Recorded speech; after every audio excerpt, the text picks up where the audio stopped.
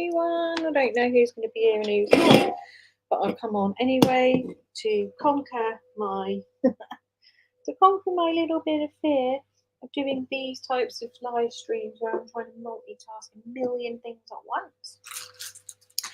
So I'm here, and you just have to bear with me because I'm used to just talking and showing one item at a time, not navigating many different things. But I'm here, we've got the police radio scanner on, and we are just monitoring the area. So just catching up with everything myself. We are, you know, this guy is still on the loose. I don't know how. Do comment in the chat though, if you are here. But I didn't anticipate them getting him yesterday. Do I anticipate them finding him today? I don't know. The terrain, if you look at the terrain, it's horrendous.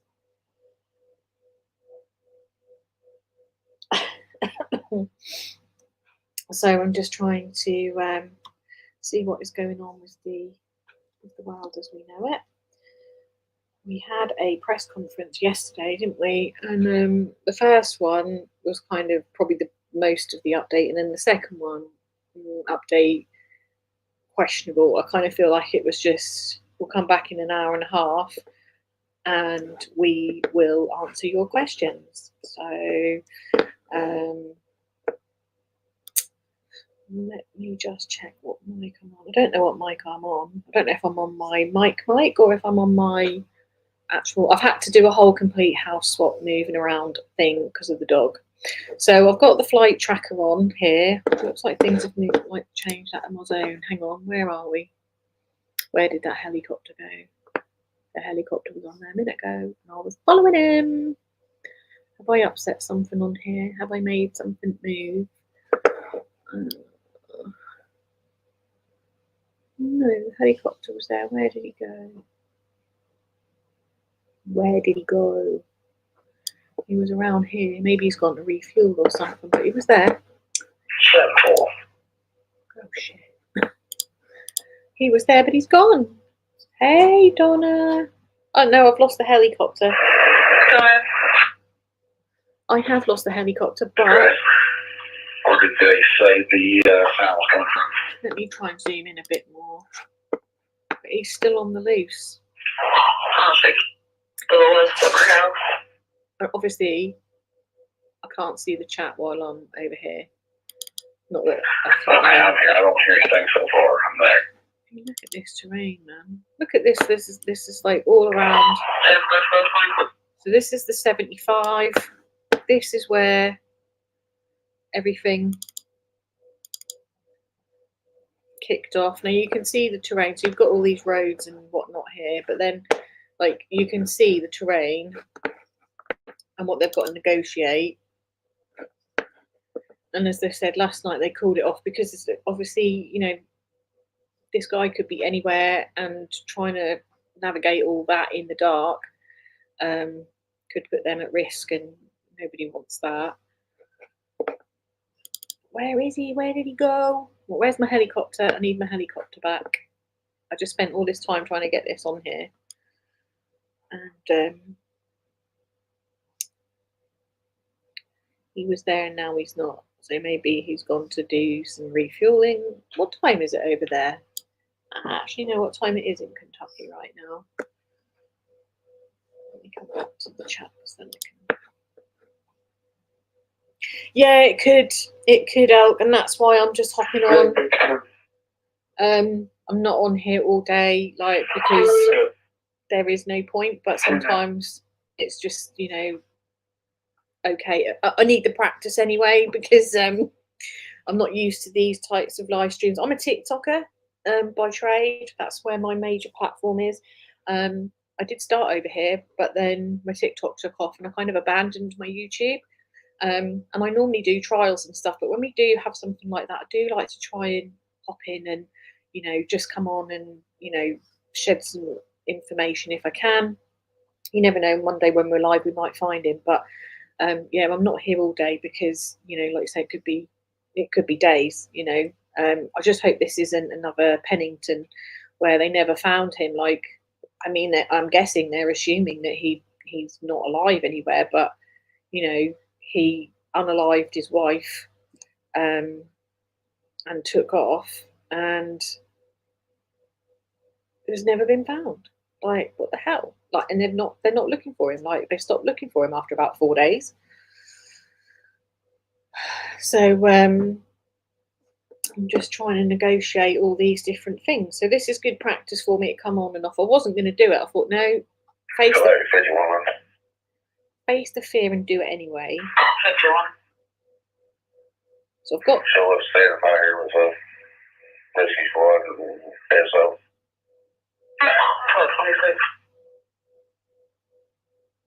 I've got the radio on playing on my iPad so it doesn't slow down this part of it, so that we can do the flight radar. And then my next task is going to be, you know, I've got the flight radar. My next task is going to be navigating Google Earth while I am trying to navigate the light. Yeah, so this is like, yeah, I'm just going to come in here and practice, because what can go wrong?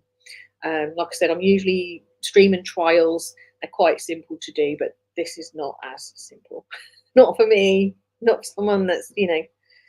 And then one day when I'm super polished, I'll be able to, I will be able to live stream via a PC one day. But hey, let's just get used to this first. Let's not bite off more than we can. Yesterday my live stream just died. I think my computer couldn't deal with all the tabs. Hey, 12:30.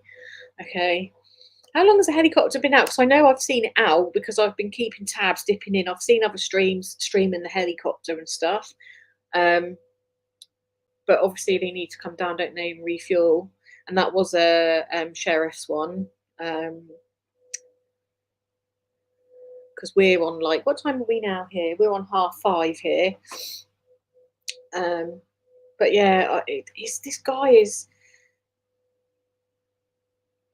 I've heard things like his mum's defending him. We don't know the whole story, and it's true. Press conference at 3 p.m. Oh, well, we can do the press conference at 3 p.m.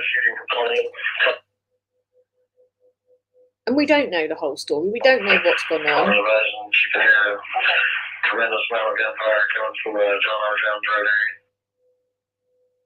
But he does need to be found. He needs to just hand himself in and be done with it, really. Oh, there it is. It's back. It's back. Got another one from 22. She said the same thing. Approximately 15 shots. Must have gone to refuel.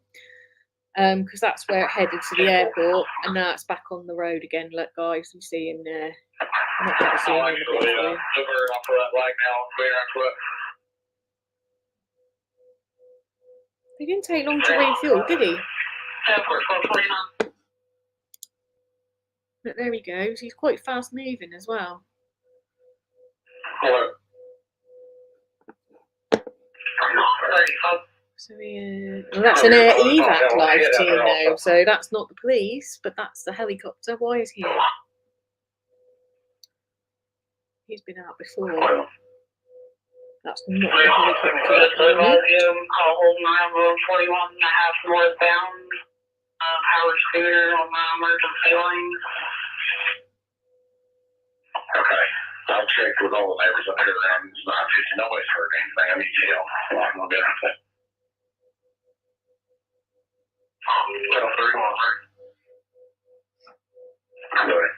Where is he going? Also got a criminal suspicious male. He's a 29. Swearing on white. So he's going away from that area. Unless he spins around. Weapons supposed to walk in the woods behind covered sweet sounds. Okay, can we see before we can pick that up for us, please? We're all up here on this morning.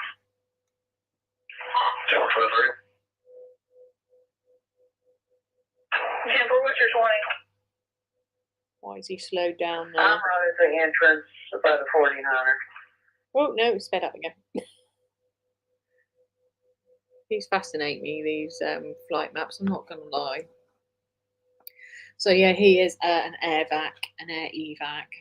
So he's been in and out by the way. So But look, if you look at all this here, you can see what they've got to do with.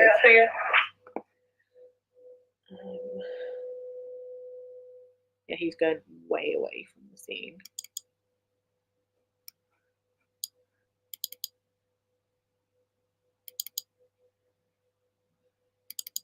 I wish this was more like Google Earth. Like once you zoomed in, you saw a little bit more.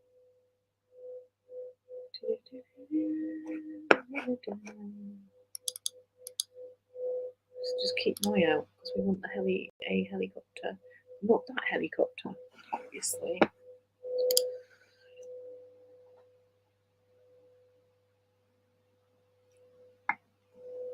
Did he? Yeah. I'm gonna see if I can find us some updates, so I can play them while we're waiting on this helicopter to come back. But the flight maps, when I went to go back on there, I couldn't see through all the aeroplanes in the sky. It really freaks. Hello. Someone's being vocal. Someone wants to have a word. Give me a sec, guys. She might need to go to the bathroom. I just need to get someone to get her to take her out.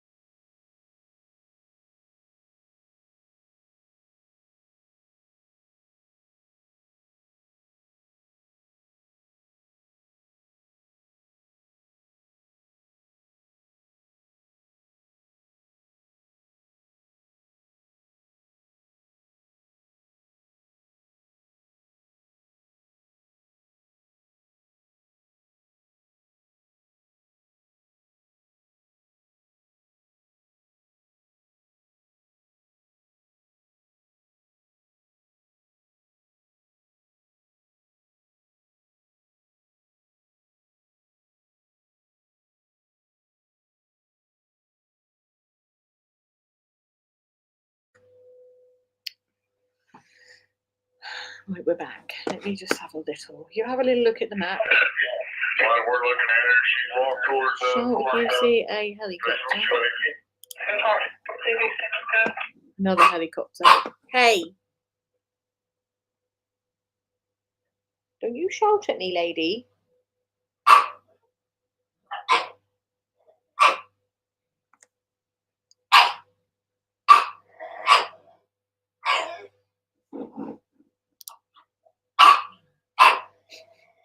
She's a sod. Sorry, guys. Hang on. Hey, lady. Well, from the road here, one of them's in the field bush hog, and the other car was down there just checking on it like it had a 13 for minutes. What are you doing?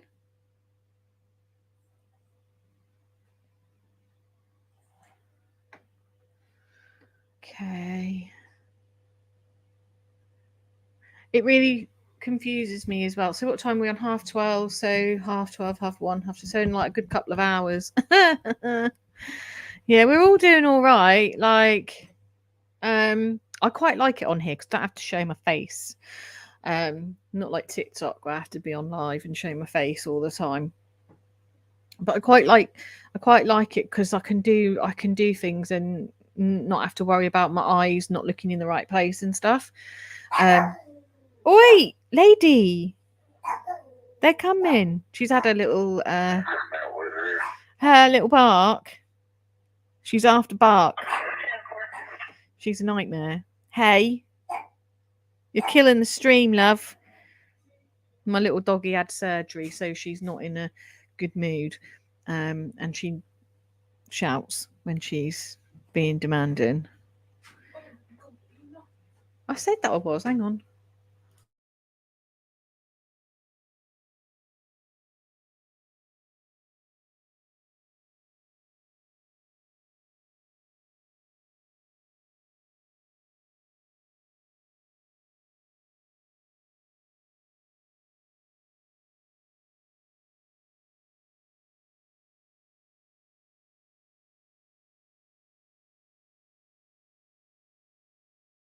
Sorry about that, guys. Sorry about that. She's another after dark, but she's after bark.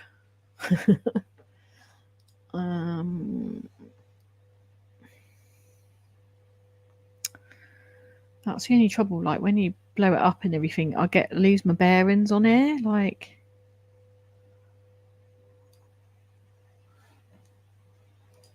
I can never find my place twice. So yeah, we're along. That's where we want to be. So here. So the evac is gone somewhere. Who knows where? That's gone off the site. But it does blow my mind. Like, it does freak me out. I'm like, how are all these aeroplanes in the sky? And yeah. And like, when you think if you go on holiday and you're in the sky, you don't see all these aeroplanes, but they're there because the flight radar shows them to be there. Why have I just zoomed in? I wasn't meant to do that. Let me just have a look for...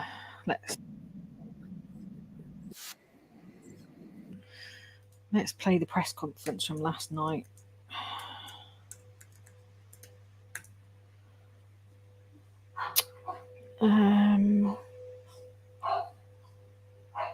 They're all at it now.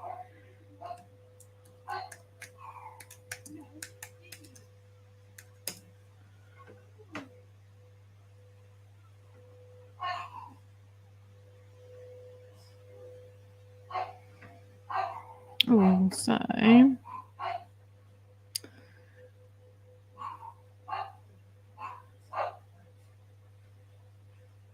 what is it called? It's called W.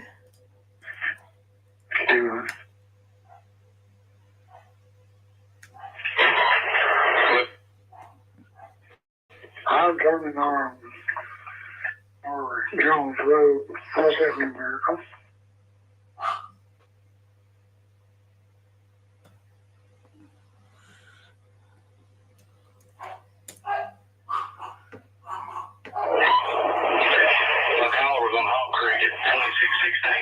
Road said there's a gunfire. So like it was coming from the John R. Jones area. That's in the miracle. 297. Where's the one from earlier?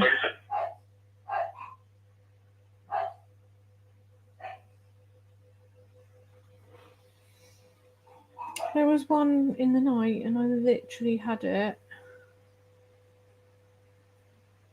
I don't even think I'm on the right page. Am I on the right page? Control 75 here. Which updated.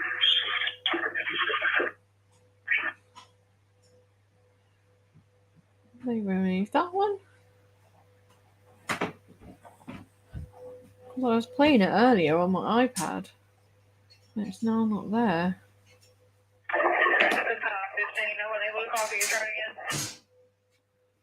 Okay, I'm going to... Control Quest 75 northbound 41 to the... Yeah, 4.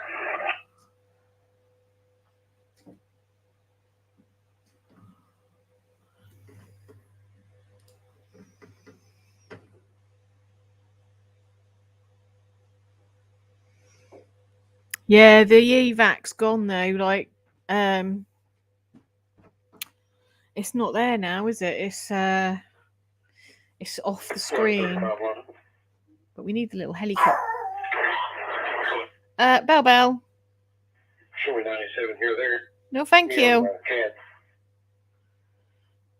No, thank you.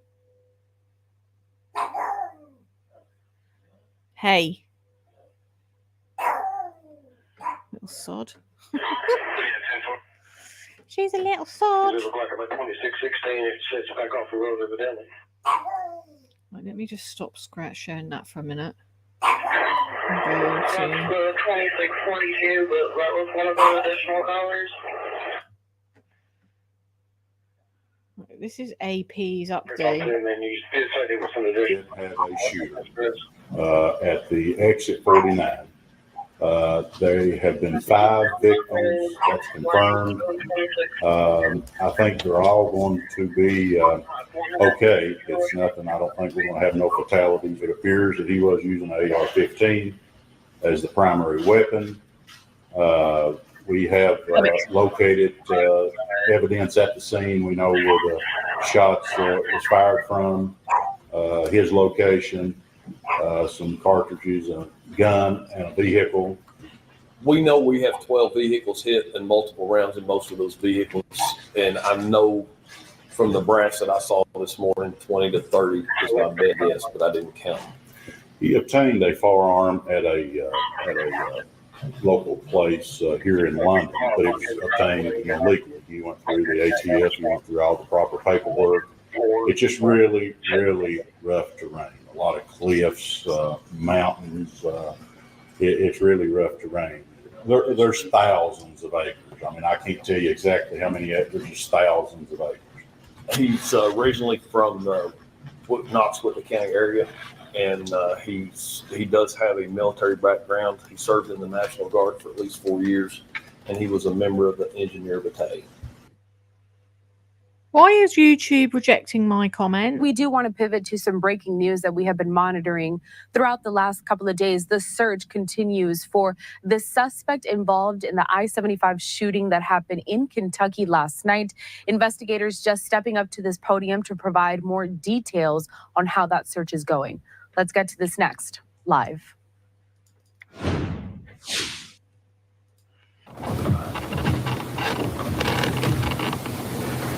Okay, I think I've seen enough of you folks since Saturday, and I just want to tell you how much that we appreciate what you're doing, getting the word out about this.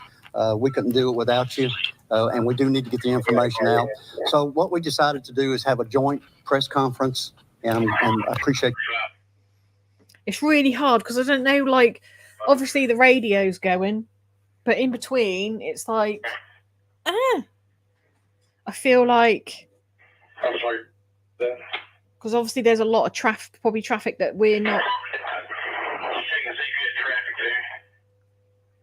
I'll be on the car here at 2. 12:42.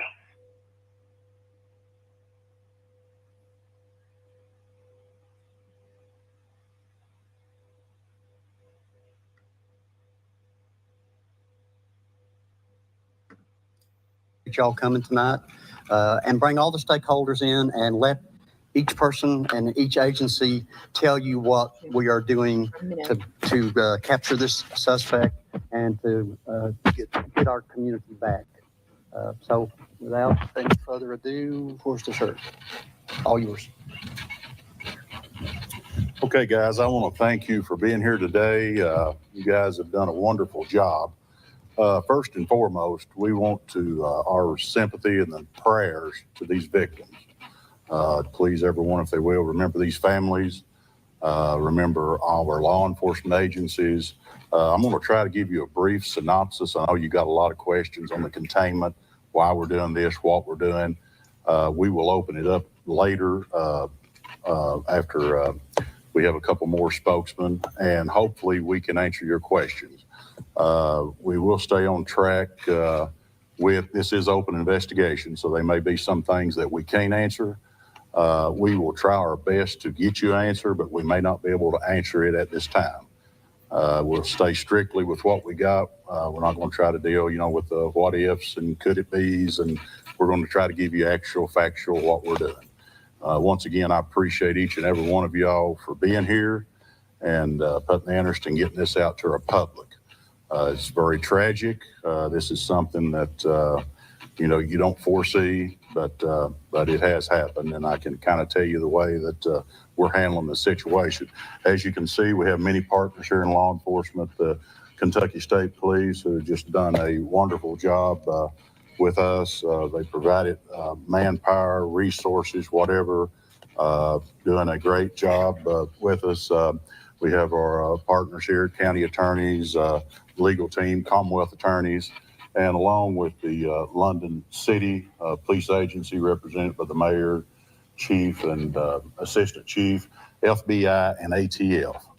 So with this group here, surely we can get you some answers.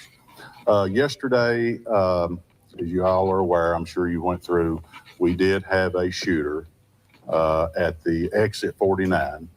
There have been 5 victims, that's confirmed. I think they're all going to be okay. It's nothing. I don't think we're going to have no fatalities. Just keep, like I say, when open, keep all them in your prayers. I don't think there'll be no fatalities. But we have got, there was a shooter. It appears that he was using an AR-15 as the primary weapon. We have located evidence at the scene. We know where the shots was fired from, his location, some cartridges, a gun, and a vehicle. Everyone that we have, names that we've come in contact with has been interviewed. And we have just, everyone together with the joint effort has done just an outstanding job with this. And I'm so very proud of all of them. Also want to give a special recognition to some people that are law enforcement. You know, they wear down, but we have more coming in, and the dispatchers at Laurel Dispatch has just been phenomenal. They took the initial call. They have stood with us. They've took all the calls. Of course, you know, we got a lot of calls that we see this guy here. We see him here. We have checked all those calls. We do not know that he has left that area. That's why we're concentrating on this exit 49. We've had calls on all parts of the county. We've had calls out of the county. Those have been followed up, and none of that is so. So what I'm going to do at this time, I know the big question is what are we doing and the containment. Why are we at exit 49? I have my lead investigator, Detective Richard, or Commander Richard Dalrymple. He's the lead investigator on this, and also he's the commander of SRT team. And at this time, I'll let him come up and kind of explain what we're doing and the containment. Hopefully that will answer some questions. And then after he speaks, we'll open it up. And if you guys have questions, we'll try to get you answers. Thank you, Sheriff. So I'm going to address what we did up to tonight, and then I'll tell you the steps that we have taken this evening. Yesterday, when the shooting occurred about 5:30. By the time we pinned down the vehicle and formed a pretty good theory of what happened, it was close to dark. That terrain at exit 49, where we believe the shots had come from, very unforgiving terrain, not a safe place to put people in the dark searching for a needle in a haystack. So we formed a perimeter last night at exit 49. We had a counter sniper team there all night long. We did not continue actively searching. We just contained it last night. We waited for daylight in order to approach it again and see if we could locate the actual crime scene. We went back this morning. We took a tactical team up on the mountain, and we located 3 different sites where there was evidence. As the sheriff said, we located where we are now certain that the shots were fired from. We have searched that area all day long. And at some time this afternoon, I don't know exactly what time we did it, we have asked the KSP to step in and take over the manhunt and run the manhunt for us, because we have exhausted the personnel we had available to do it. We will continue the criminal investigation throughout in conjunction with the FBI, ATF, the city, everyone here. But we at this point have turned the manhunt over to the Kentucky State Police, and we will be assisting them moving forward in that regard. That's it as far as the containment is concerned. And I would like to say, you know, to the residents, you know, I think a question is, you know, you guys quit at night. What's to say, you know, this guy's not moving on the ground at night? Well, he may be. You know, last night, we're not going to send deputies, troopers, FBI agents, or whatever in walking through the woods because we do know this guy is armed, supposedly armed. And that's why, you know, he could be sitting, and, you know, we're not going to be sitting ducks in the woods. But we did have snipers that was on point that stayed at scene all night last night, looking at the ridge where the shots was fired from. And I can guarantee you one thing, we're doing aggressive patrols. I spoke with the KSP Public Affairs Officer, Scotty, over here, and he says, you know, they have like 20 units that's going to be in the area on patrol tonight. The Sheriff's Office has patrol units. The city has patrol units. We've had numerous outside agencies that's come in to tell us. So when we say, these efforts cease at night, it's just for the safety of those that's searching, but still yet we have patrol efforts going. So at this time, I will open it up and we will do our best to try to answer your question. Sheriff, he may be watching this. What is your message? Well, my message would be, that we would ask that he would give himself up. And we're not going to quit until we do lay hands on him, and we was really hoping, maybe we wish that would have been last night. We was hoping today. We hope tonight. We hope tomorrow. But this effort is not going to stop.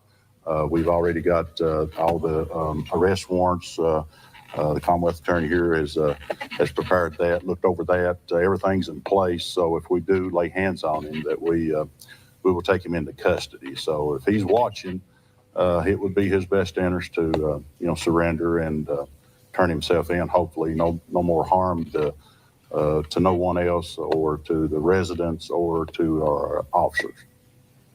Sheriff, you seem to believe pretty fervently that he is still armed. I'm curious, was there any evidence that you found, maybe a second caliber round or something like that would indicate that this individual is carrying a No, we're going on what we've been told. And like I say, it is open investigation. I really can't elaborate on that, but we have been told that. As far as knowing, we've not laid hands on him. We've not recovered no other weapons. That's just what we've been told, that we're passing on to you. Can I ask, what do you mean that's what you've been told? We've been told by some outside sources that he could be armed, but we're not revealing that. We don't know. We cannot verify that. Like I said, we've not laid eyes on him or contacted him. We don't know, but we have been told. And that's the way we're going to treat it, But these are sources, I'm sorry, but these are sources outside of, when you say outside sources outside of law enforcement? Yes. Do we know how he obtained the AR-15 firearm that he used, and how many other weapons he hold? He obtained a firearm at a local place here in London, but it was obtained, legally. He went through the ATF. He went through all the proper paperwork, and we have the paperwork. We have that paperwork, copies of the receipts. But that was obtained, if you're not a felon or something, if you can go in, you can fill the paperwork. Anyone can purchase the guns. When was that? That was yesterday. Around what time was he doing the act of search? I think it was after dark, right at the edge of dark. But when you say conclude, it's like last night. At dark, we did conclude, but KSP had choppers up with FLIRs. We had drones with FLIRs. But it was right at dark today.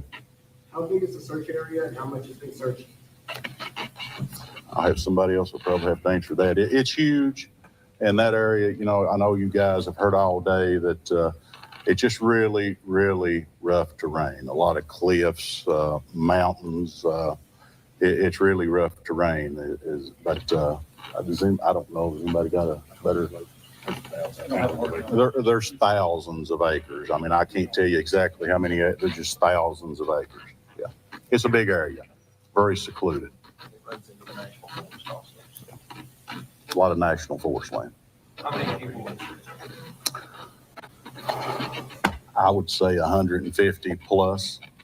I don't know if you can say actively searching. We have a lot of supervisors, that's there. But probably the ground crews, I'd say it'd be safe to say, Captain, 40 to 50, maybe on searches. Just a rough estimate. I can't give you an exact number, but a large group. What time will searches start tomorrow? Probably. We're going to be meeting in the morning at 0800, and searches will start shortly after that. What can you share about his background? I'll have to let somebody else speak on that. He's originally from the Knox-Whitley County area, and he does have a military background. He served in the National Guard for at least 4 years, and he was a member of the Engineer Battalion.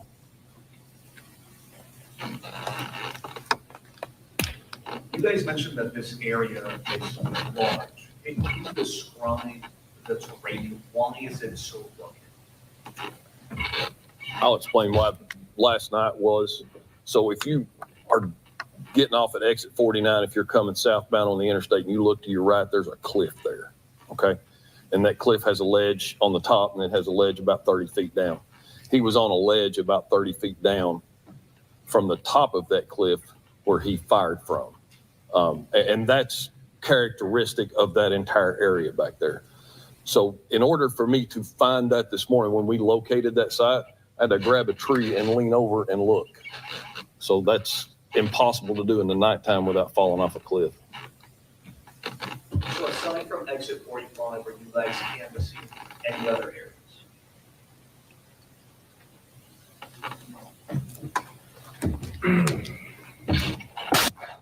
I'm Master Trooper Scotty Pennington, Interstate Police. I'm the Public Affairs Officer here at the London Post. First, I want to thank everybody up here. The Sheriff's Department, City Police, ATF, they have worked tremendously hard at this effort, and this is why they've asked us to come in and help with the manhunt. There's no way that they can continue to do this and do it safely. So we've got 16 posts around the state police, and we've requested troopers from several different posts to come in and help with this manhunt. Around 1,600 hours tonight, Sheriff's requested the Kentucky State Police to come in and help with the manhunt. We activated around 20 to 25 troopers from other posts and our post. And about an hour after that, we went in and searched a very, when you say large area, for walking in a jungle, because that's what you're basically in, it's a large area. I mean, you actually need machetes and everything to get through these thickets of woods. And, you know, you can't do it very fast because you don't want to leave no rock unturned, and you don't know if he's in that area. So you got to be very slow paced at what you do. So that's why we brought in all the extra resources. We will continue to stay in the area. Us, the Sheriff's Department, Rockcastle County Sheriff's Department, will be in this area, making sure the citizens in that community, they feel some kind of sense of security and safety. Just give us time, and hopefully we can resolve this in a timely manner, in a very quick manner. I'm open for any other questions. I hope I answered your question. How concerned should residents be that there's this guy out there and he's most likely armed? Well, I mean, you need to lock your doors. You need to, if you have security cameras, make sure you're constantly watching them. Maybe keep your porch lights on. Have communication, have your cell phone, and make sure your phones are charged up, because you never know when you might have to contact somebody or law enforcement. And we want those tips. Like the sheriff said, we want you to call us. Don't care if it's a county over, if it's a Dollar General store, you see somebody walking up down interstate. We want you to call us, and we're going to answer those calls. No matter if it's a small road, it's a gravel road, it's a creek bed, it's the interstate. We're going to have officers and troopers and deputies in this area until morning breaks.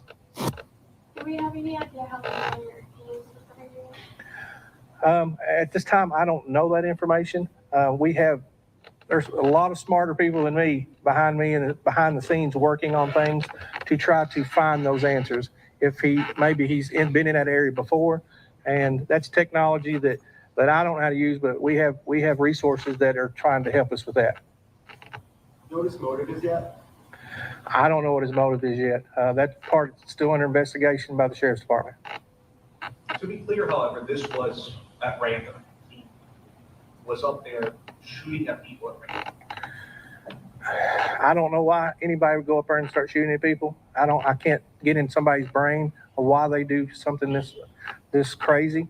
But it's an act of violence, and, you know, innocent people have got hurt and property damage as well. And, you know, for the people of Laurel County and Rockcastle County, I know they're at fear, and hopefully, you know, we're going to put it to ease soon. Sir, there's an array of agencies represented on this platform here. I'm curious, was he on anyone's radar prior to this incident? Not that I'm aware of, but the sheriff might be able to answer that better than I can. But no. No, sir. No.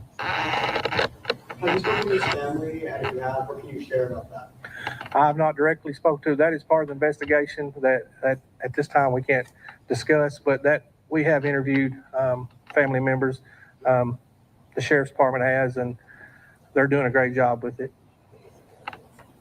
Are you concerned that you don't have enough manpower to find this guy? That's not my concern. I think we will have plenty of manpower, and the state police work in conjunction with the sheriff's department. They're getting a break. They need a break. And when you're out there and you're away from your families, it's hot, it's cold. You got a lot of emotions going. You're away from your own loved ones. So sometimes you just need to step back, go catch a couple hours sleep, eat, and then get back in the fight. And we're going to take over and help them with that as long as they want us to. Changing your strategy at all tomorrow? Well, we have people that are a lot smarter than me that do this stuff pretty regularly. And, we will continue to use helicopters and drones, K9s, search teams. We'll bring in fresh troopers, fresh officers from other agencies, and we'll work together to there's a lot of land out there. He explained it earlier like a jungle, but it's also ATV trails. There's trails everywhere back in there where side-by-sides and four-wheelers and trucks go and drive. You mentioned you purchased this weapon yesterday. At what time was that? Sheriff, you have to answer that. I don't have the exact time. We have it. I don't have it with me. It's sometime yesterday morning. So it was in the morning and then in the afternoon. That's my understanding, yes, sir. And was it just the weapon or was it ammo as well? It's the weapon and about 1,000 rounds of ammunition, most of which we have recovered. You guys mentioned that you guys need a break from searching. How do you think he may be surviving out there? We're still trying to ascertain how much preparation he put into this. We searched his house this evening. We have a lot of stuff from that, a lot of devices that we're going to download, that we're going to crack. We're going to get more information. But we can't rule out the fact that he could have committed suicide back there, and we have not found him yet. Going back to his military experience, was there like an honorable discharge? Maybe you sure about that? I don't have that information. The longer he's out there, are you worried about more lasting impacts? Like schools are already canceling tomorrow. As more time goes on, he's not found. What would that look like? More schools not having class the rest of the week. I think at some point we're going to do everything we can do to catch this guy or find him. And the longer we continue and the more area we clear and the more places we are sure he is not, the safer people are going to feel. And I'm confident eventually we'll figure it out and we'll find him. But at this point, we're doing everything we can to find him at this point. You guys mentioned that he may not have been on anyone's radar. Can you just give us some insight? I think he did have some sort of, even if it's a small criminal record. Can you share what his record with law enforcement looks like? It's minimal, my understanding right there. Yeah, we just put it. I ran a statewide criminal history on the day. It's very minimal. I think there was a dismissal or two, a traffic ticket. I think a domestic violence within the last 6 months. So I think there was a divorce action that was at some point also. There was nothing in his criminal history that made me think, oh, we should have known this was coming. It's just not there, very minimal. But there was a domestic violence. If I'm not mistaken, I saw, so it's kind of listed as a D case. If you're looking through court records, there was a D case. It could have been a divorce. For some reason, I wanted to think I saw some type of emergency protective order at some point in time.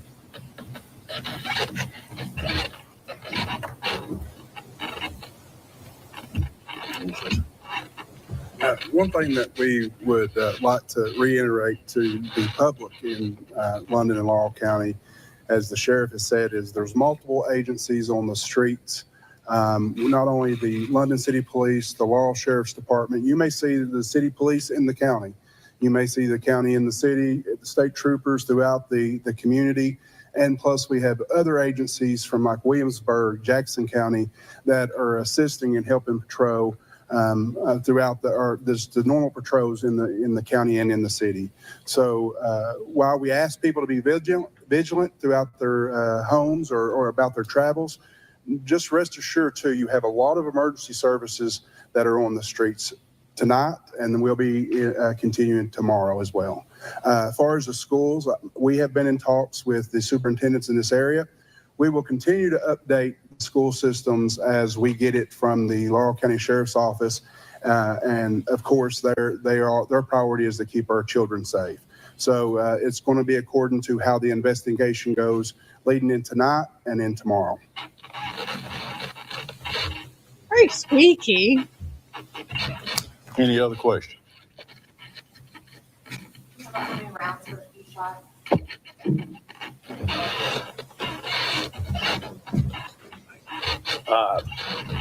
We know we have 12 vehicles hit and multiple rounds in most of those vehicles. And I know from the brass that I saw this morning, 20 to 30 is my best guess, but I didn't count them. So that's about as good as I can do. Just to clarify, what do you think? So what you got to understand is we have the vehicles, the people that were shot were traveling in. There was also vehicles hit that were no one was injured in. And some of those vehicles got all the way home before they realized they had a bullet hole in them. So that number has climbed over the last 24 hours, and we're at about 12 right now.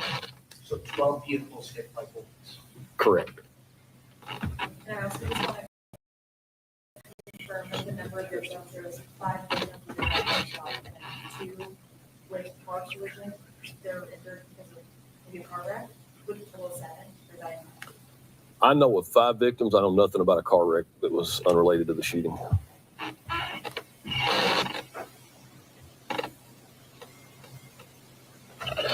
You guys have anything?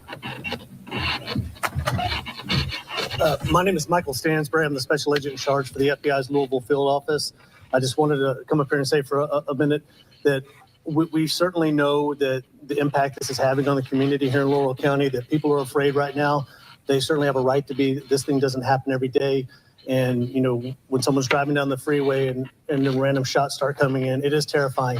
But law enforcement, the FBI, the ATF, and everyone up here is doing everything they can to, one, solve this investigation, to make the case to prove that this individual is the one who, in fact, did this crime, but also to make sure that we apprehend him and get him into custody. And whether that is tomorrow or tonight, tomorrow, or next week, we're not going to stop on this case until we do find him and we take him into custody.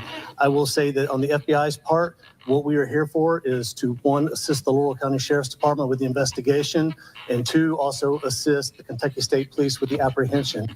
We have essentially 4 types of elements out right now.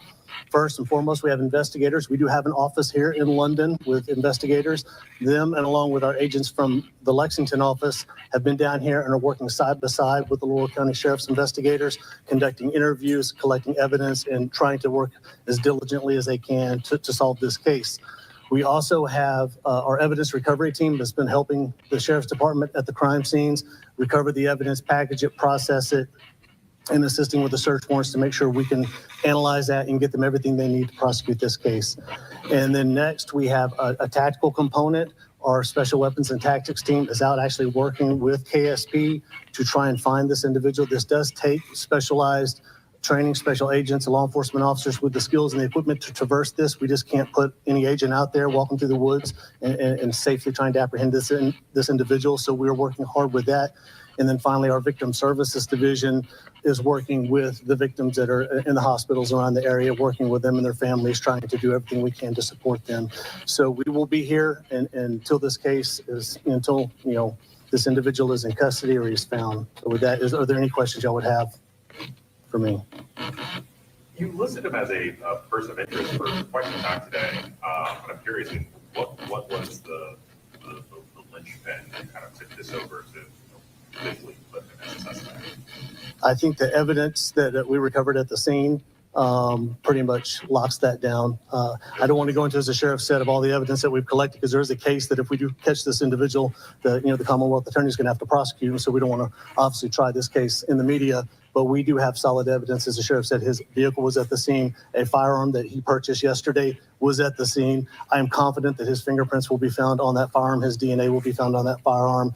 And there is other evidence from, as the sheriff said, witnesses we've talked to about statements he's made and things he said. So we've got the evidence, we believe, to put forth that he did this. So we're pretty confident we have the right individual. Can you elaborate, what do you mean statements that he made? To other people. Things he has said to other people. About wanting to. All I will say, I don't want to go into the detail of exactly what he said. All I will say is statements he's made, interviews people about his state of mind and what he wanted to do. We have interviewed people. We feel pretty confident that this is the individual. Do you feel like you're dealing with somebody who is well equipped to stay out in the woods for a while? Is there any indication that he's an avid camper or I don't know that, I know the information that we have. I don't know that I would want to just give that all out here right now, because one is, I think you said earlier, he could be watching this right now, and we certainly don't want to tip our hand on everything that we're doing and everything that we know about him. So squeaky. It's possible, but I do not know at this time if he has one with him or not. All right, I'll turn it over to you, Sheriff. Thank you. Got anything you want to elaborate on? I'm Major Eric Walker, Kentucky State Police. Just wanted to reassure everyone that Kentucky State Police, at the request of Sheriff Root, has undertaken the steps to move forward with the manhunt portion of this in conjunction with other tactical resources that we have available through the state and our federal partners. We have a plan in place that we'll execute tomorrow, not to rehash. The citizens of the Commonwealth here in this locale can be assured that state police resources have been brought to bear. There will be routine patrols in the area, and we have ensured that we've got troops from other post areas brought into the area. So there's adequate manpower to ensure safety in the community. Any questions? Thank you. Let me clear something up. I misspoke earlier, and I want to make sure you guys have the accurate information. It was a condition of his bond not to have contact with the victim on a terroristic threatening charge. That terroristic threatening charge was dismissed. It was not a domestic violence order. So I misspoke on that. As soon as I stepped back, I thought, I think I missed that. So I want to clear that up. There's no domestic violence order in his past that we can see in Kentucky. There was a terroristic threatening charge that was dismissed in Knox County. Could you give us your name, please? Say again. My name is Jackie Steele. I'm the Commonwealth Attorney for Laurel and Knox County, 27th Judicial Circuit. But you learned about the threatening charge through his divorce proceedings? No. Take that part. I know there's issues that they're talking to some people. I don't think they were married. That's when I stepped back. I wanted to check again. So I'm not going to speak as to exactly the terroristic threatening charge underlying. I don't know the facts to that. So I'm not going to speak to the facts to it. I do know there was conditions bond not to be in contact with the victim. And that's where I misunderstood it and misspoke. Any other questions, guys? For me? That would have been Knox, Kansas this year. Give me 1 second. I think it was 326-24. 326. Thank you. Jody Albright, County Attorney here in Laurel County.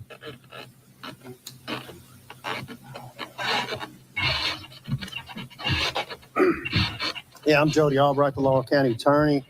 I just want to say to the citizens of Laurel County and surrounding areas, even this morning when we were at church, we saw a state trooper in our parking lot. There is a greatly increased law enforcement presence in Laurel County as we speak presently.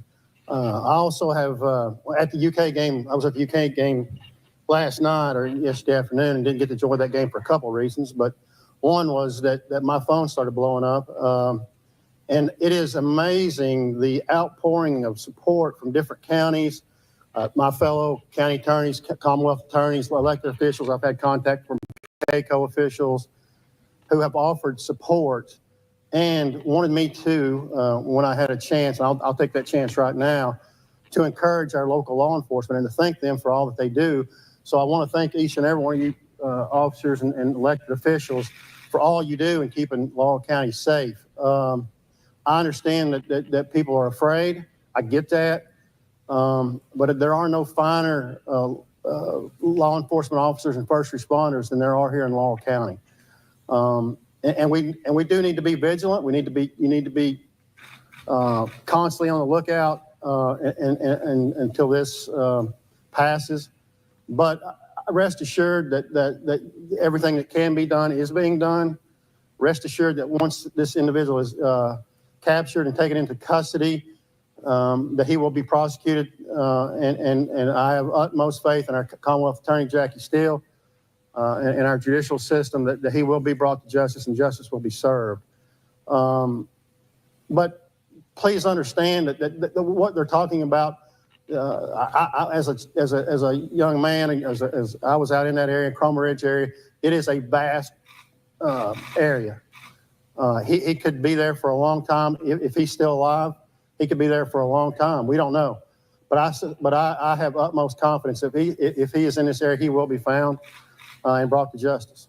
So, and I would also reiterate that if anybody has information, please bring that information forward now. No tip is too small, and please share that. You don't know that tip may be the tip that solves the case or brings him to justice. So, any questions from, I guess, for myself or Jackie Steele on the legal aspect of this case? Good, thanks. Okay, guys, in closing, I just want to reiterate to the residents of this county that you can see the guys that's representing each agency on this stage and myself that we're doing everything that we can do. And like I say, just be confident. And I want to thank the people for everything from a prayer to we've had lunches, we've had water, we've had phone calls, we've had tips, and that's exactly what we want you to continue to do. But we are out in full force, and I'm confident, as JL said, that this guy will be brought to justice and he will be located soon. And I thank you guys. Thank you.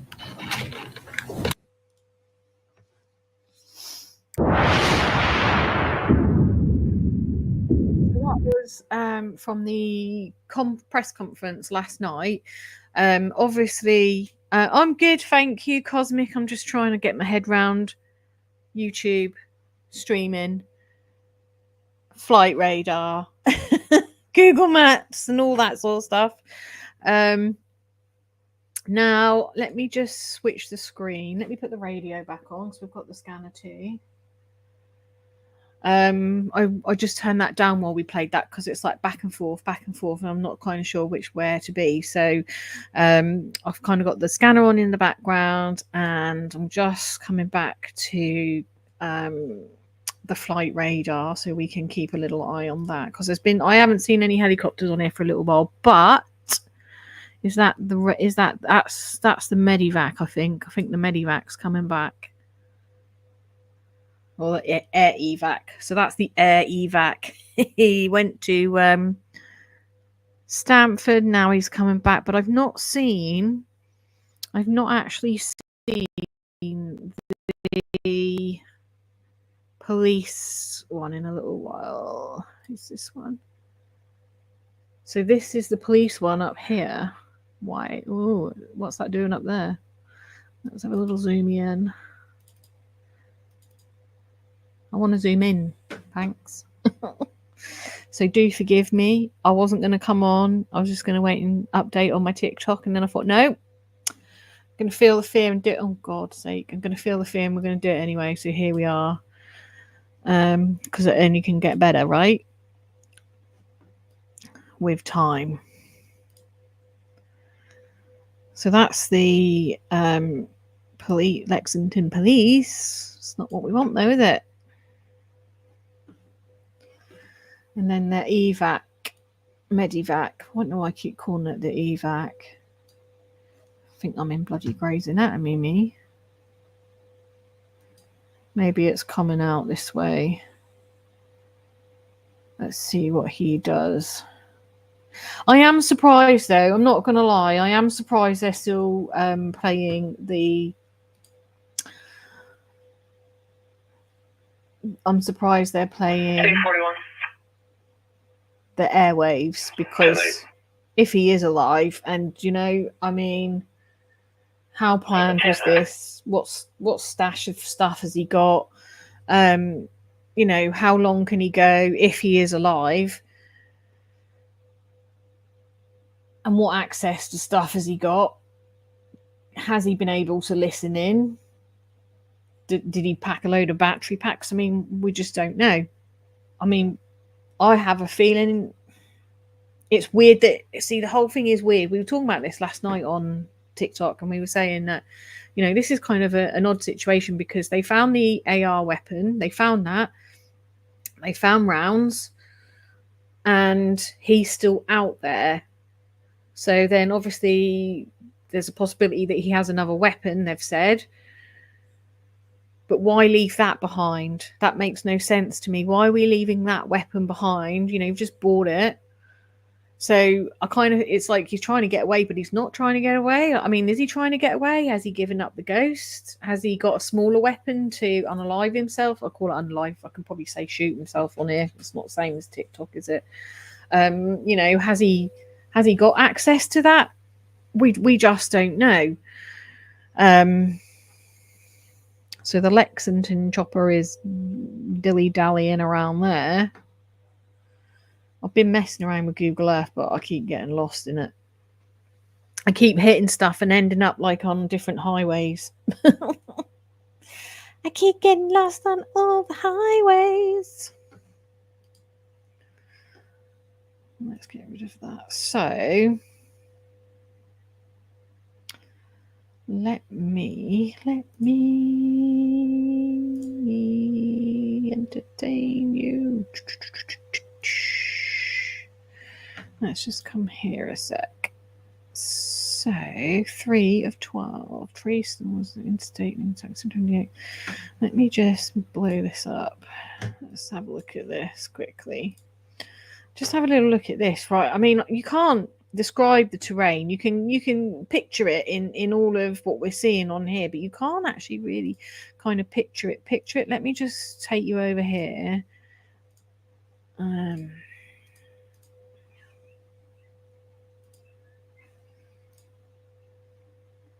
So you've got to imagine, like, this guy, this is what they're dealing with. All of this, like, it's like a needle stick, a needle in a haystack. Like, you can see why that they wouldn't want to, obviously,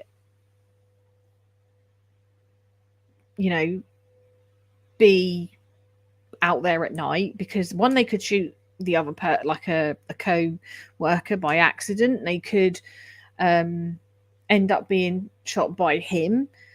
I mean, that's hard enough. I mean, when you look at that, you know, that's hard enough on its own, let alone in the dark. I mean, it's crazy. Like, I know they were saying that there's been more cars, obviously, since this happened. But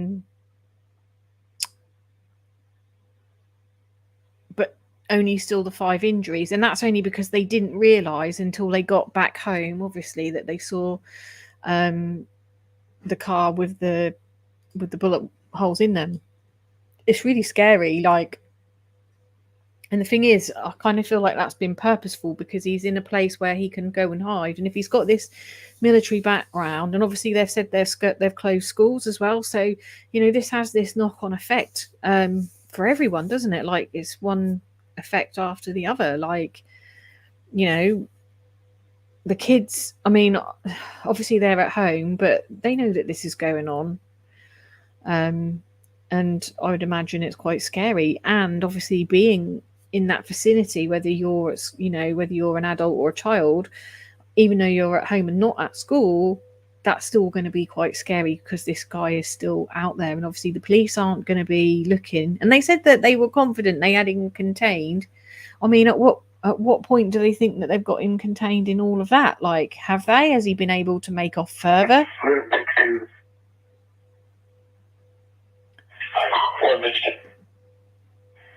I'll be at 416.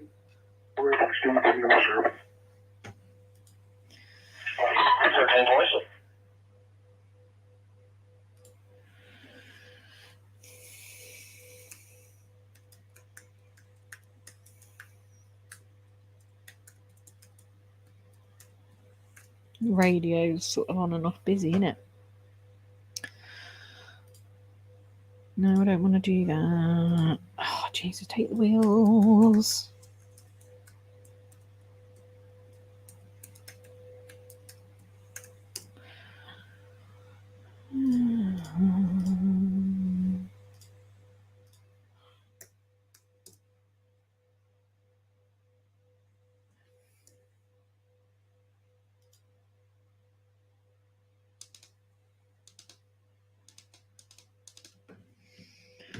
No, thank you. So what are they saying? Let's have a look. Let's get the flight map back up for you guys. Let's have a look at the comments. I've heard today the police have confirmed he purchased another weapon. Yeah.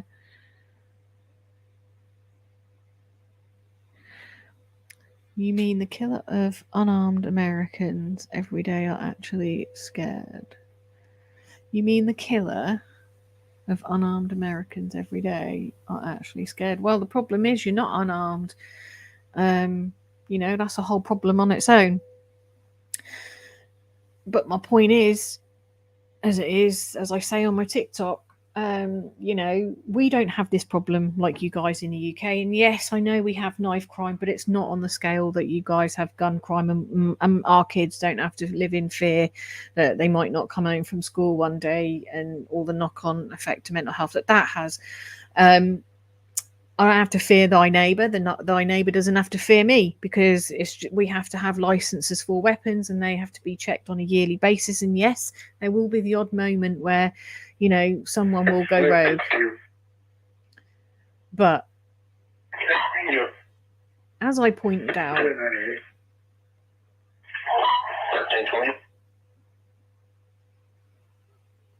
having the right to bear arms hasn't really protected a lot of people, has it? I gave these examples yesterday. I'll give them again. You know, the Las Vegas shooting. Many people died. Guns didn't protect them. Cars at 1520 Pontoc, 1520 Pontoc. Her name's Pauline Simpson. She's a previous resident's daughter. Rebecca Reeves was there. All her mother delivered to get her mother's belongings. Apparently she's not with her. She was 22, but now she is threatening to wolf the collar and she's letting stuff down off the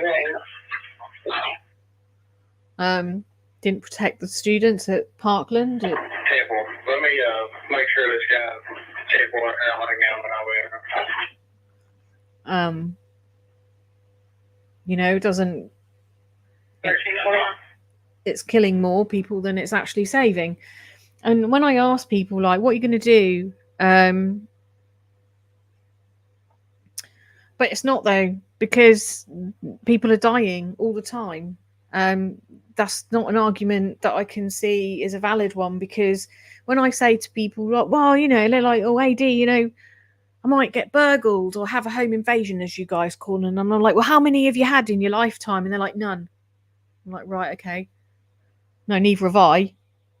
Either. And because my neighbours don't have these weapons, I don't need to have a weapon, because we're not fearing everyone with a weapon. And the problem is that law that was made for you to have the right to bear arms is so old. It hasn't moved with the times and the mental health. Now, I know that it's not the weapon that does the harm here. It doesn't get up and go, right, I'm going to go and carry out a mass shooting today. It's the person. It is the person behind the weapon. And sadly, your children are growing up with the wrong attitude towards guns. Their anxiety levels are probably going to be always through the roof because they're always going to fear, what if I don't come home today? Or as they have children, what if my kid doesn't come home today? Mental health is just it is a big problem. And, one person can be fine 1 minute and flip the lid the next. But if you didn't have access to these weapons so readily, these things wouldn't be happening. I saw something the other day where a guy he was on Law and Crime, and he was running about the front of his hat outside with his gun because he was after his wife because she'd had an affair. Well, if you weren't allowed to have that weapon in your home like that woman would probably still be alive. And when you say to people, like, what would you do for your kids, like, to stop this happening? What would you do? And they say anything.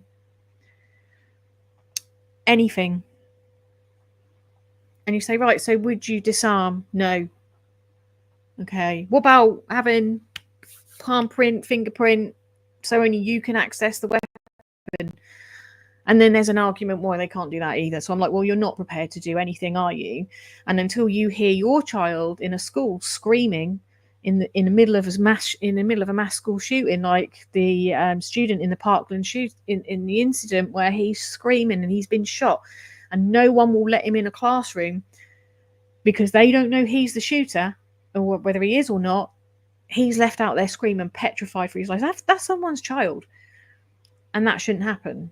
Right, and you shouldn't have to fear going to the supermarket and getting shot because someone's just pissed off with their boss that day.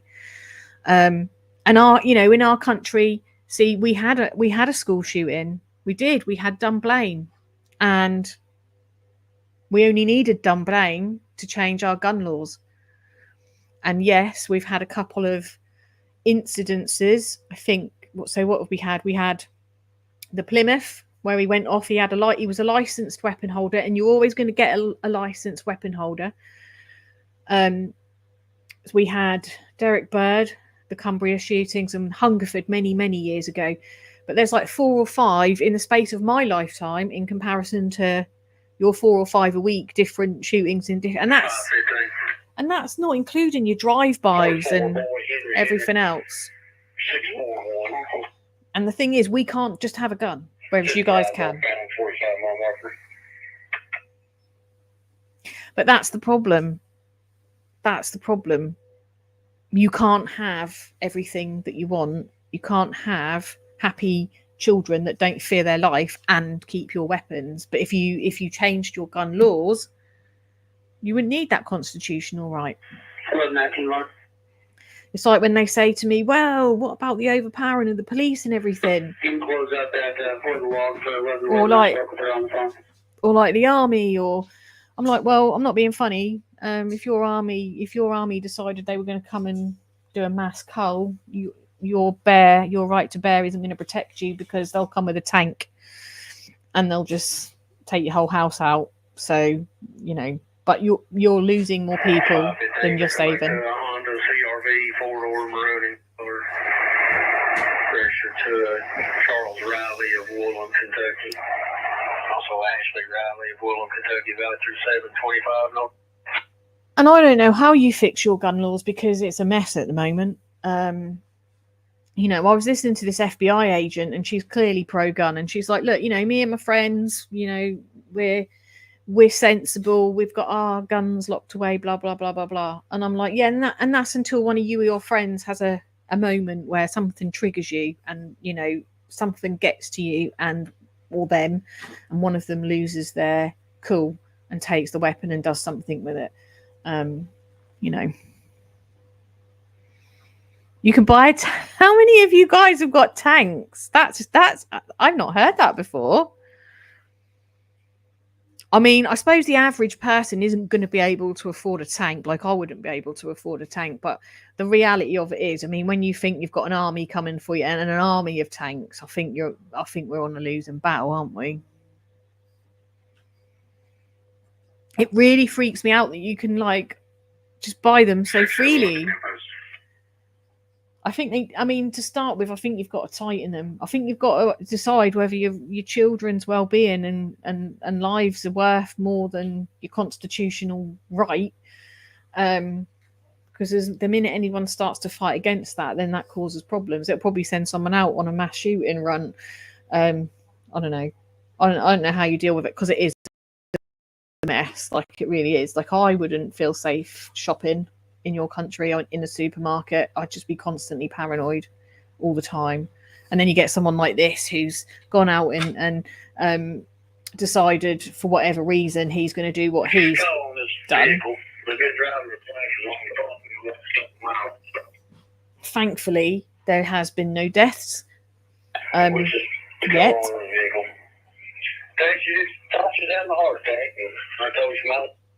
And hopefully there won't be any either. But the trauma of this on children being petrified right now at home, not knowing where this guy is with this weapon.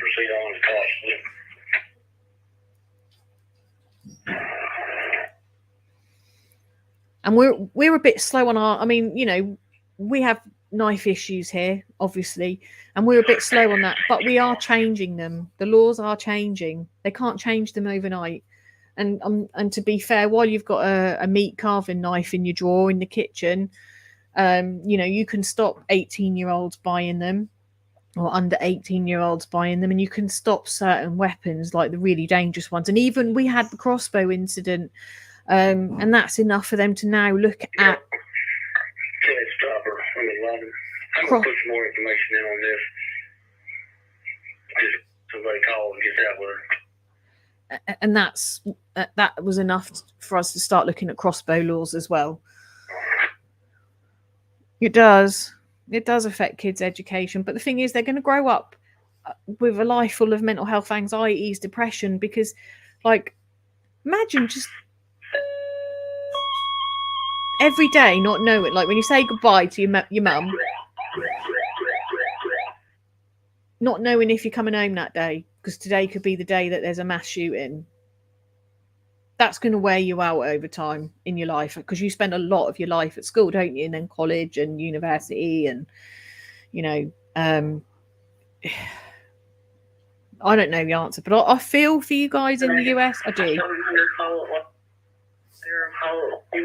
86-year-old female, she's at 80. She's on 4 liters. Heart rate's 37. Just at Sean 13.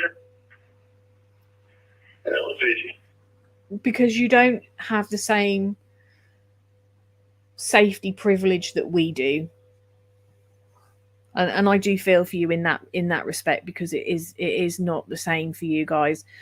You know, my kid doesn't have to have it drilled in every week, or how often your drills are, that this is a problem. He doesn't need a bulletproof backpack. 50. You know, when that becomes the norm, there's a problem. And we don't have that issue.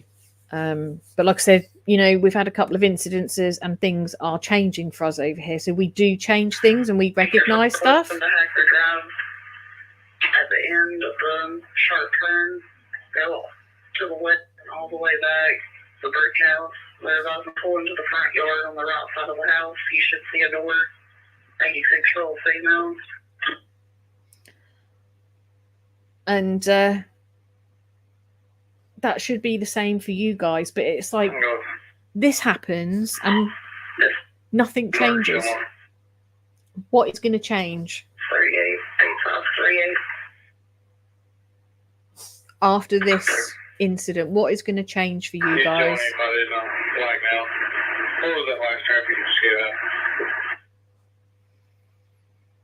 That's showing the ground. 1520 pound top, 1520 pound top. You need the rest of that. I'll make these signs out again. I just feel like lessons are never learned, to be honest. I'm not going to lie. I kind of feel like these things happen. There's a big outcry, you know, and then people want this done and that changing, and nothing changes. And then you find yourself in this incident where you've got a manhunt for someone. I mean, you're never going to, you know, I mean, these are just the mass incidences we're talking about. This isn't about the incidences that goes on in a home. if you know what I mean. I know what I mean, yeah. Right, I've got a couple of helicopters going on here, but they're not the ones we want, I don't think. The Kentucky State Police, or where are you going? Because that's what we want, the Kentucky State Police, isn't it? But yeah, like, oh no, I didn't want to do that. It's like, yeah, we need to change something, and then like no one's willing to change anything. Let me just change the screen. Yeah, kids shouldn't have to live in fear, but they do. And like I said, you know, I've seen it where we, let me just change the screen to the flight radar for you.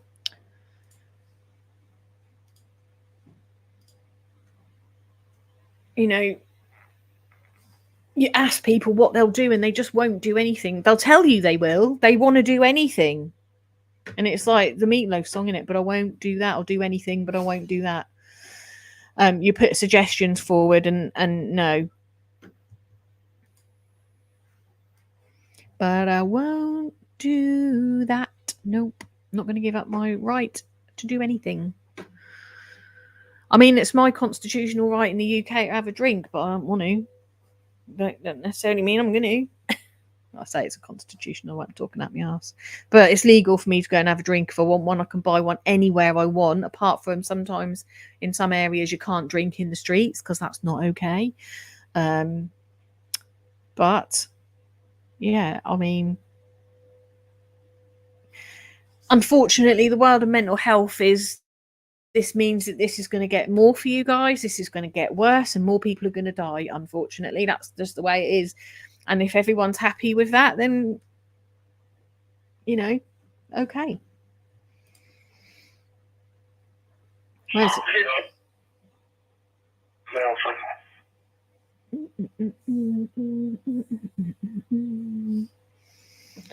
Trying to work out this Google Earth stuff is just driving me mad because I keep spinning everywhere.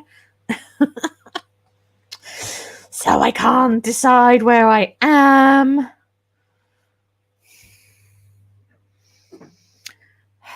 Just got to give up. Got to give up my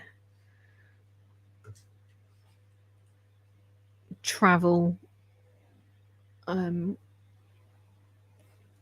My travel dreams, because I'll probably Google Earth myself somewhere the wrong way. But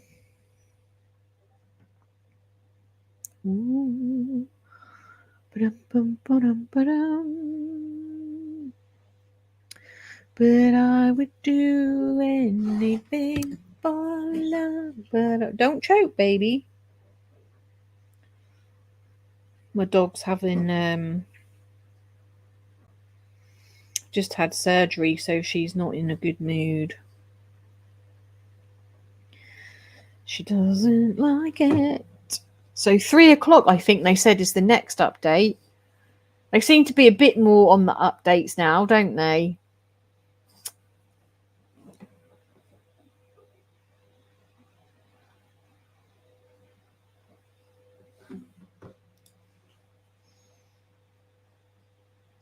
Other people have said that. My voice grates on me. I have loads of people say that in my videos, in the comments. I'm like, my kids probably wouldn't agree with you. They'd probably go, absolutely not. 3 p.m. So what is that like? Why do I feel that's like 7? No. 3 to 4, 4 to 5, 5 to 6, 6 to 7, 7 to 8. So it's going to be about 8 o'clock our time, isn't it? About an hour or so. An hour and 15. I can't sing for crap, me. 346, line 97. I am under absolutely no illusions that I cannot sing. Like, where's this helicopter going? Where are you going? Come back, Google Earth. Not Google Earth. Is it heading to the 75? I feel like it's gone way out of its way. I would do anything for love, but I won't do that.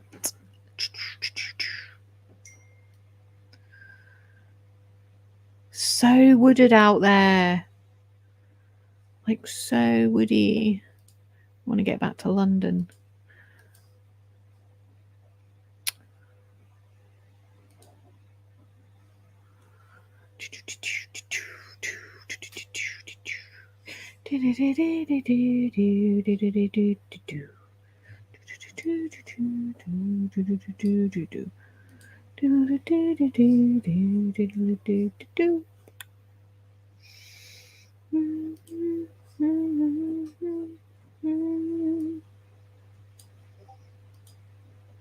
I think my bloody Discord's going a bit nuts. All I can hear is bim, bim, bim, bim.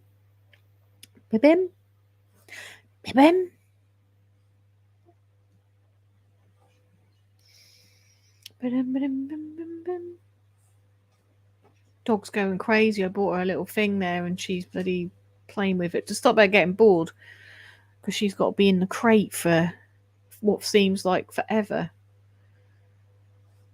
She's a bit of a crazy pug. She is a crazy pug. She is a crazy pug. Bit like me, bit like me. I suppose the good thing with the police radio is you get to hear all the other stuff that's going on in the background there as well. All the calls that were coming in on the first night of this that was happening.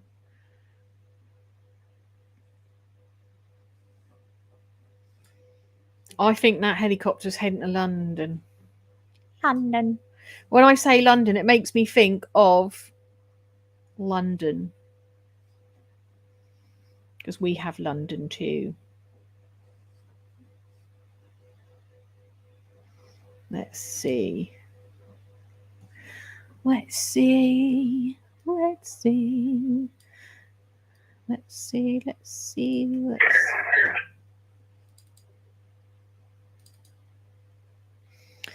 It might make it over here. It might not.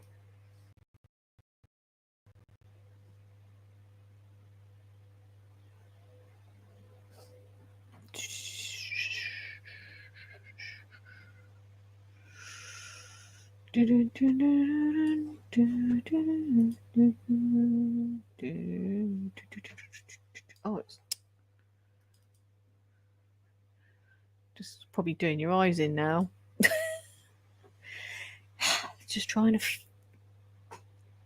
figure like how many times I need to click my mouse. How many times I don't. So what do we know? Let's go for... I don't want to subscribe. Go away. So the shooting began about 5:30 p.m. on Saturday near the exit 49 of the highway, about 8 miles north of London. Laurel County Sheriff John Root said on a Facebook post. Oh yeah, we need to get the Facebook page too. I'm going to log into my Facebook. Oh, they're saying 12 vehicles were hit by gunfire. They don't know why still. Well, we may never know why. Like, it's like many good things, isn't it? We won't always know why. And why do we need it? What? I don't understand. Okay, someone help me. Why do we need AR-15s? Birds of a feather? Birds of a feather? I haven't seen that for ages. Why do you need AR-15s? Like, let me just get rid of some of these tabs. Let me get rid of that one. I'm trying to figure stuff out. Never eat shredded wheat, so this has got to be safe then. 1348.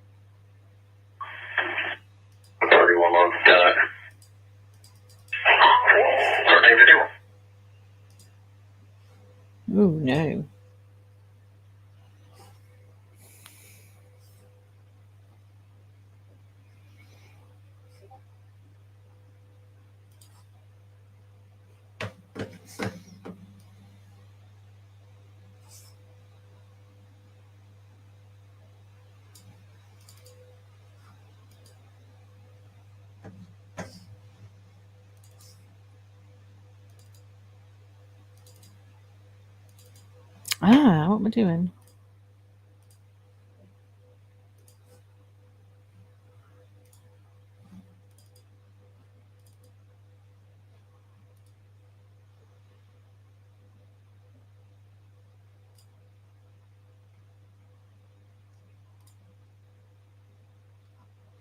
Don't want animated clouds, do we? No, is this the ridge that we're looking at?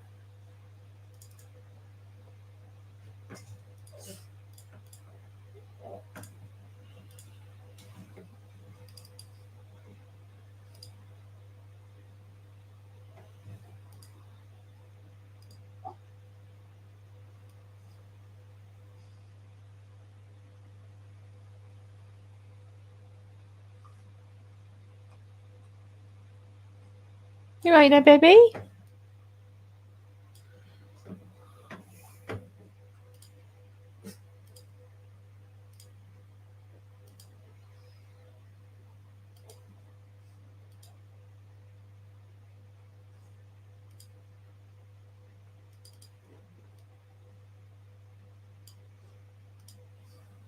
Why won't it take me any further than that?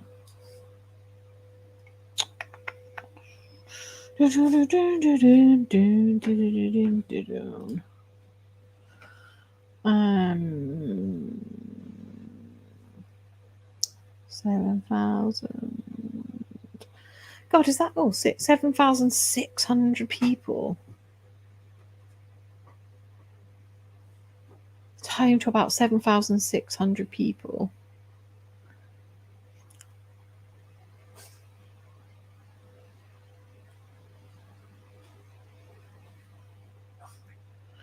So we know schools have been cancelled. He served in the National Guard for at least 4 years. And some of that was as an engineer of the engineer battalion. He wasn't on the radar. But surely if you've had a little bit of a previous history, when someone rocks up and wants an AR and 2,000 rounds or 1,000 rounds, are they saying it's 1,000 now? I've heard.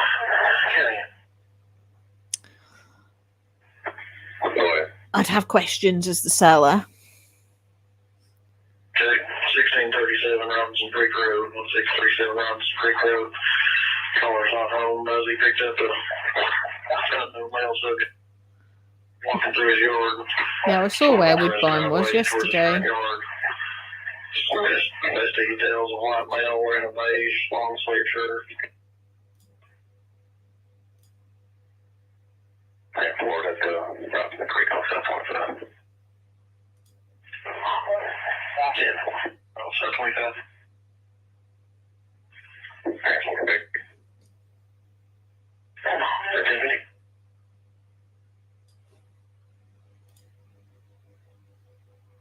Very short.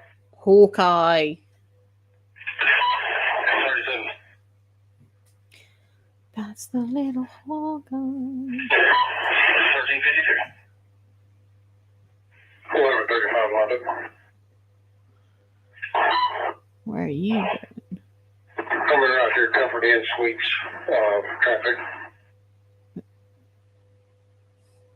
Wonder if this one's coming over. That's okay, Donna. Yeah, I'm okay. It's relatively quiet on here. I'm just trying to navigate. Hi, Alison. It's going okay. I'm just trying to get used to navigating everything when covering stuff like this, because I don't cover it that often because there's not often the need to.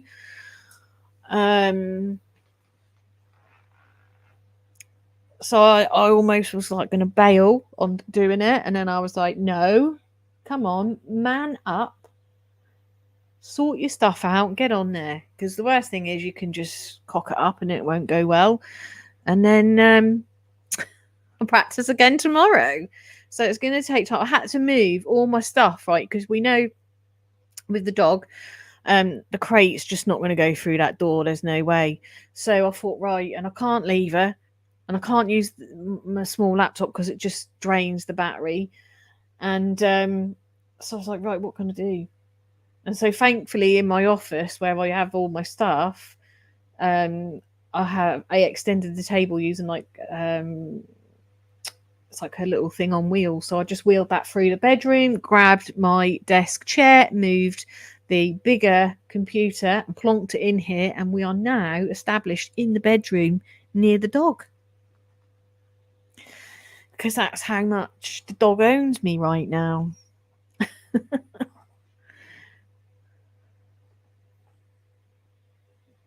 Yay, Phoebe! So yeah, we're just I'm trying to navigate Google Earth, and I can't.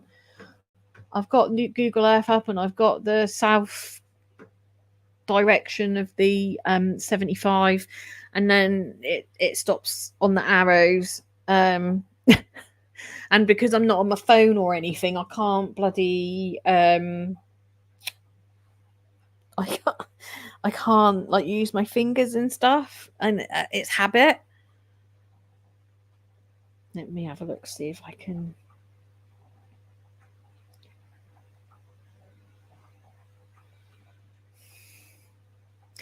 But it does give you like an indication of just how foresty this area is.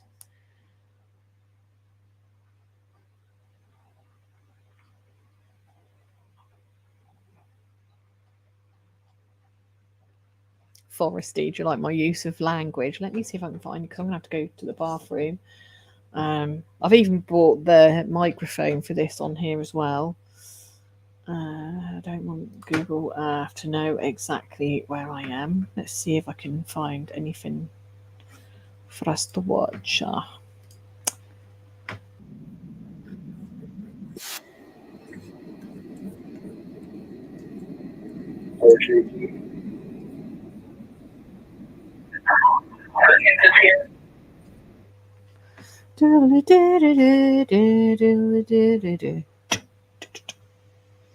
No, that's that was 18 hours ago. How about no? 346. I want something like recent.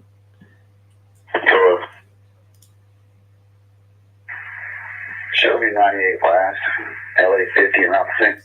We got through Highway 1394, about halfway through to had a call. The line.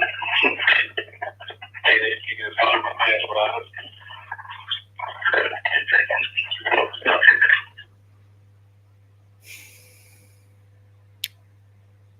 Do you see what I mean about all those planes in the sky? Like, how is this even possible that there's all these things in the sky and none of them collide?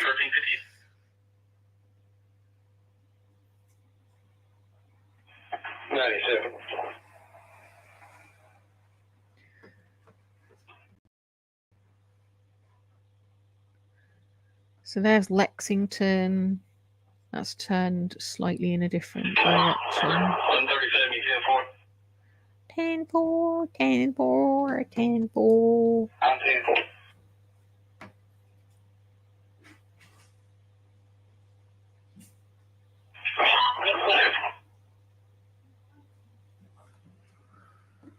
I feel like she's going to start shouting again in a minute.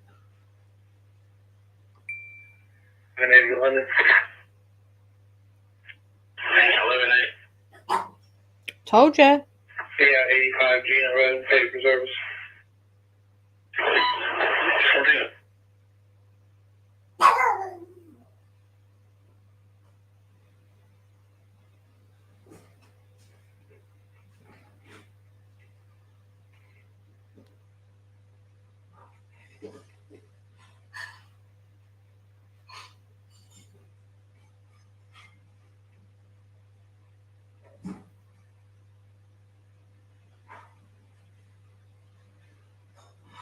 I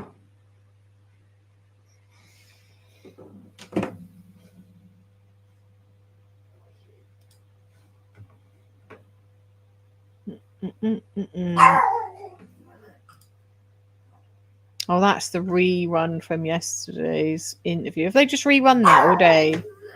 Or is that... Adeline, pack your noise in.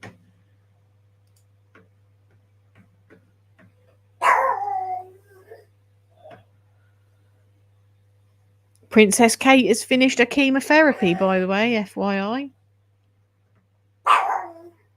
Right, I'm just going to go to the bathroom and I'm going to leave.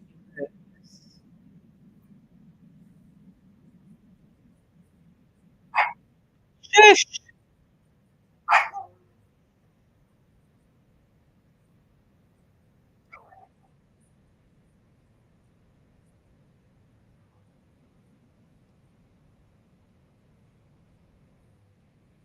At the live desk right now for the latest on this investigation. Good morning to you. Jan, good morning to you. That search, that all-on manhunt really resumed just about 2 minutes ago. They were scheduled to start at 8 a.m. Eastern, so we're now underway with that in this rural Kentucky town of London for a suspect who officials say fired into 12 cars along I-75, wounding 5 people. The suspect is said to have prior military experience. Now, several school districts in the area, as you can imagine, are shut down today as a precaution. This is the person they're looking for, 32-year-old Joseph Couch. That's the photograph right there. And what we know about him, and police are trying to track him down. Officials say he shot into 12 vehicles on the north and southbound lanes of I-75, hurt 5 people, and right now police are trying to figure out his motive. We are asking people, and we're encouraging to stay home if you don't need to be out.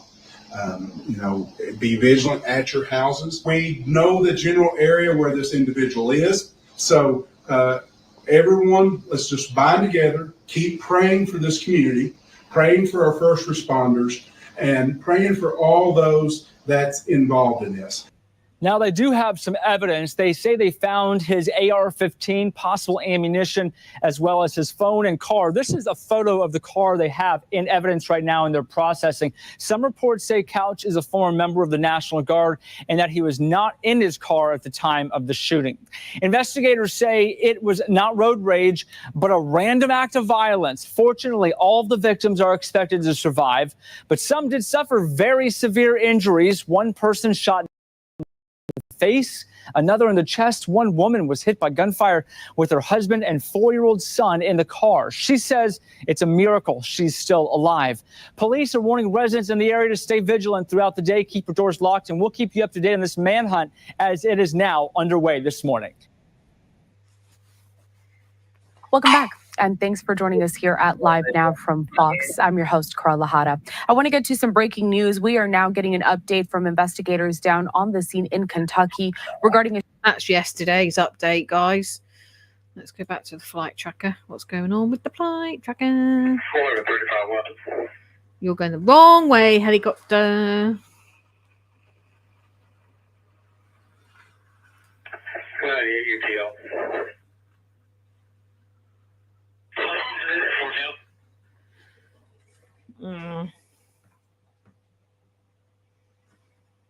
Where is the helicopter? Why have I got that stupid song in my head? Like I cannot shake the song out of my head now. I think there's probably an hour until the update. That's going to be interesting. I mean, I honestly think the update is going to be not a lot. And then I think the following update after that is going to be, well, I think we're done here for the day because, it's dark. Because, I mean, I'm guessing it must get dark around maybe 5:30, well, 6, 7 o'clock time. I don't know. It does here now. It's getting very dark.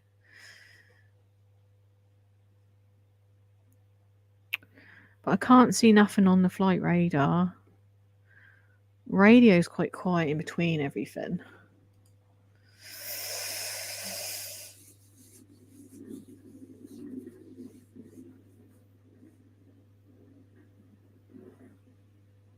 Don't know what's a joke.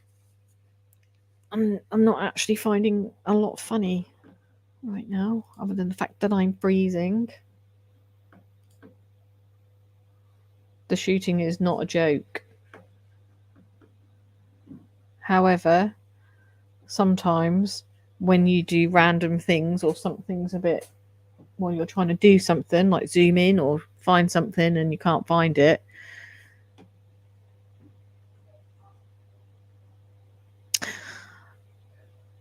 well, you don't have to be here, Fables, because you being here adds to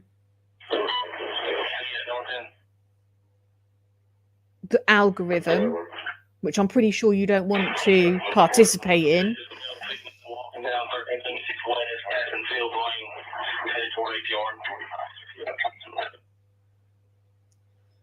Restriction to the subject from Lexington 49, small, blonde beard, blonde headed, black shirt, black.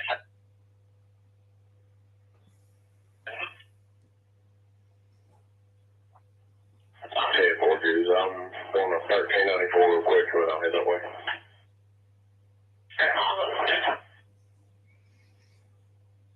And people want the information, so if I've got the information and I can give it and I can show it, absolutely I will.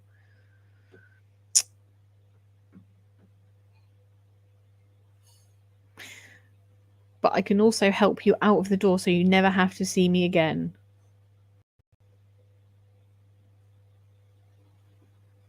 You'll also note that I'm not monetized.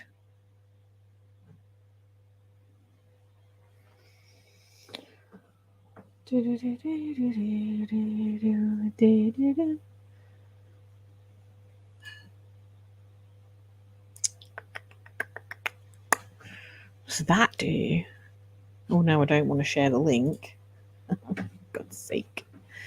Right, let me go smaller. Let me go smaller. Let me change the layout. Now I've bloody broken it again.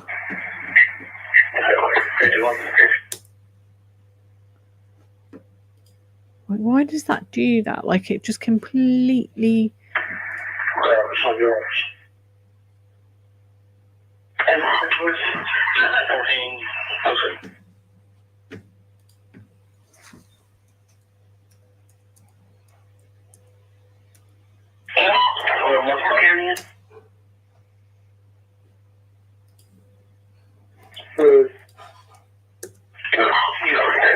In the area of Hazel Green Elementary, there's supposed to be a male wearing a white t-shirt, shaking his head. Father thinks it looks suspicious. He wasn't too sure on the direction, so I flew off and without 490.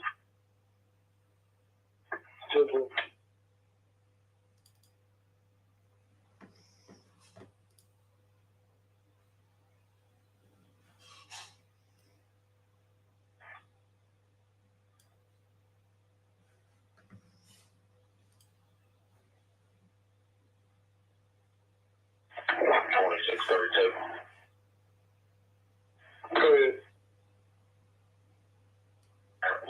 I'll take care of that as well. I weren't meant to do that. I wasn't meant to do that, and I ended up doing that. What the hell?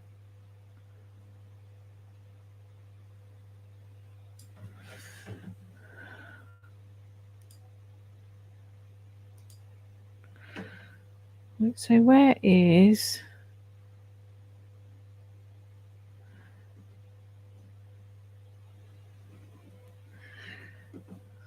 So that's the 25, that's the 75.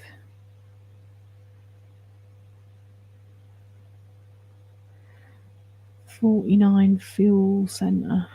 What does that look like?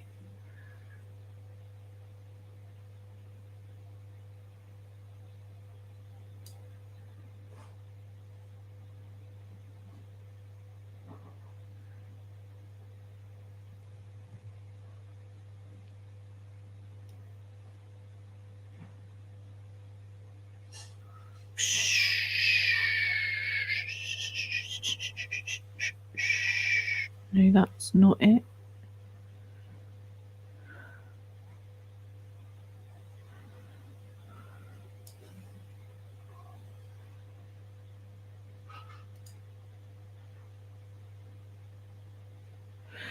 No.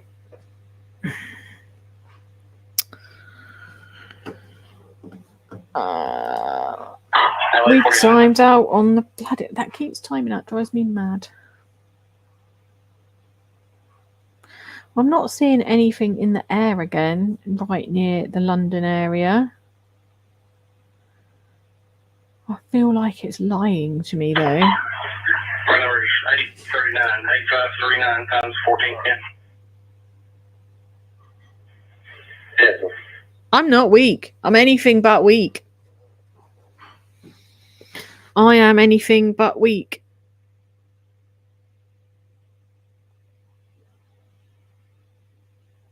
I'm not sure what you mean by this is your future. I'm in the UK, so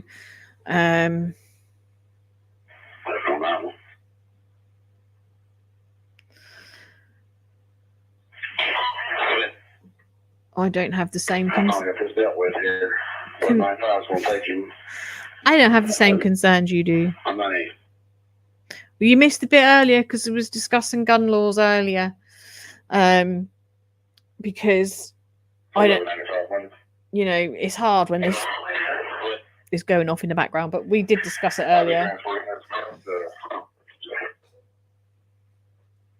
And the thing is, it's a difficult argument to win, isn't it? Because everybody in the US believes what they believe and you're never going to change their mind.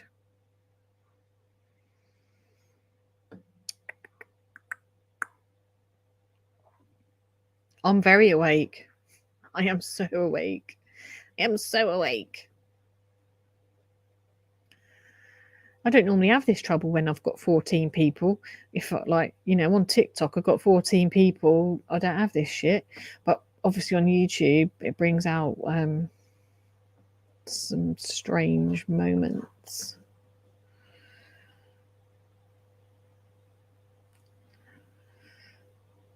It's right, be on his way out the door in a minute. He's not making. He's one of. Oh, who was it on TikTok? He was doing that, and they weren't making any freaking sense. And they came back. I thought I'd muted. I think I just muted them, and then they kept coming back, and they were just talking in riddles. And I was like, I can't even have a sensible conversation with you because you're talking in riddles. I need some paracetamol. Oh, I don't know if you guys were around when some of you might not have been around when I was following the case of Elijah Vu, but I have been following it, and yeah, I can't remember who it was, but they came back, but I just kept muting them because I thought they'll be all right the next live, and then I muted them again. And so I'm just getting some paracetamol. And I just kept muting this person and they kept coming back, and in the end I had to block them. Oh, it's mental. It's absolutely mental. But I was following the case of Elijah Vu, and some human remains have been found, which is really sad, isn't it?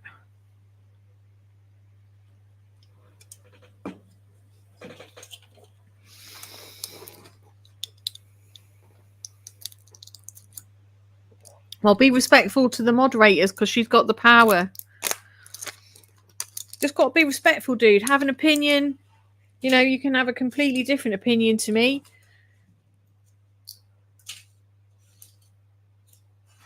But you just got to be respectable. Okay, now I'm going to get rid of you because...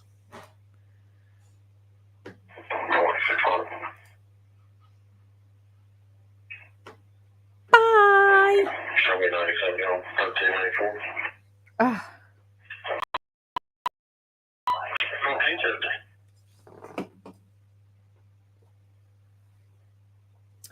Let's go back to Fleet.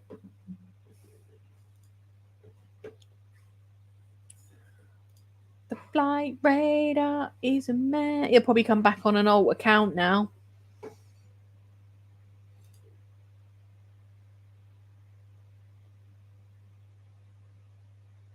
Something's going on in Lexington because the You can't see it, can you? Let me just swap the screens. Something's going on in Lexington.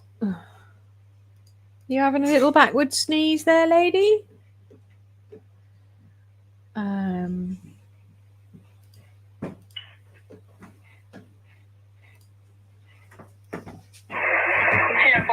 What's your unit number? The Also got them like a big traffic as far as low hanging cables. Show me right the suspicious subjects on 276 West. the police are doing their thing up there. They've been going round in circles up there for ages. What they've been doing up there? I want to know what's going on in Lexington. Anyone know what's going on in Lexington? Let me know in the chat. Look at that. And they've gone all the way woo, woo, woo, and all these backwards and forwards and around the houses. And now they're down here.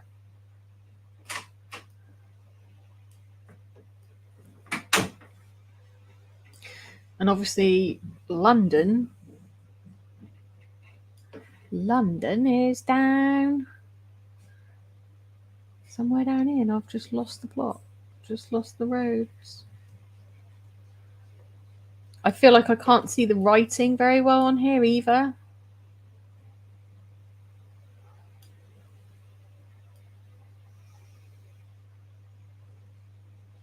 Because the black on the dark green. Why is that doing that?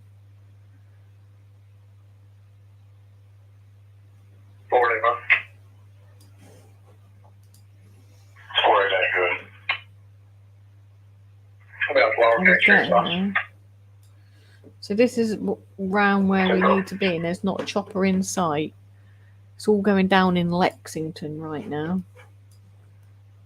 But what I want to know is what's gone on in the Lexington area.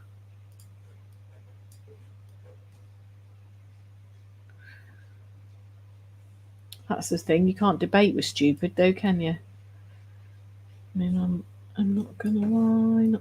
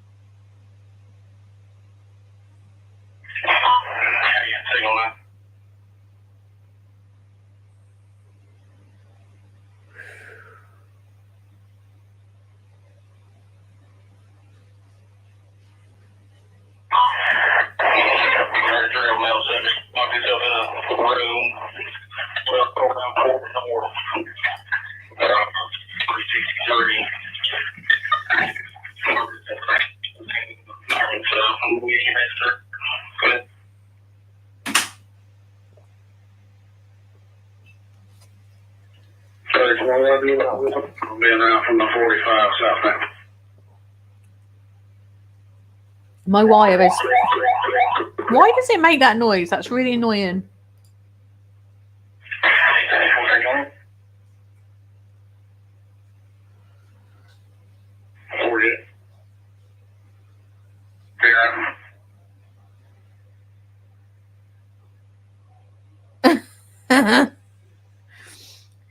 Yeah, all Mr. Friggin' Tumble.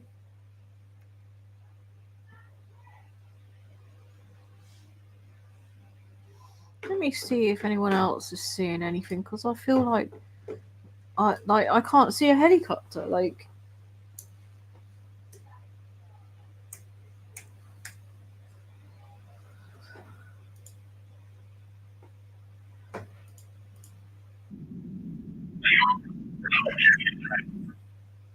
no, I don't think there is, because he's female, and she's saying her kids are inside the residence as well. She has the kids, but he's locked himself barricaded in a bedroom. They've been in a fight. I know she's 2301 or 148.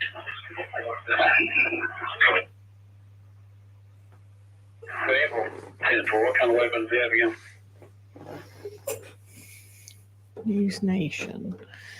Like 3630, on the saddle right moving around on your second route on the ground court. What kind of weapon does he have again? Some type of handgun. She's advising. That's all she can advise. She's very upset and disconnected as I was trying to get further. I won't try to call her back. Okay. She's still on scene now. I can't hardly hear. I'm on Interstate trying to get there. Before she's on scene trying to talk to him through the door, and she's got kids in the house as well. Okay. Let's see if we can get them away from that. I'm getting off the 41 right now.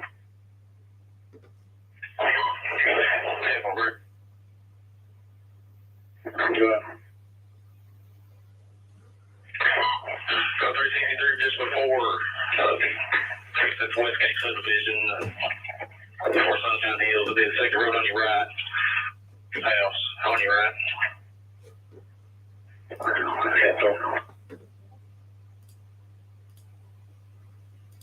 Oh, fuck no. Just going to turn that down. Oh, just waiting on this bloody news conference, aren't we, really? Why is it not letting me see?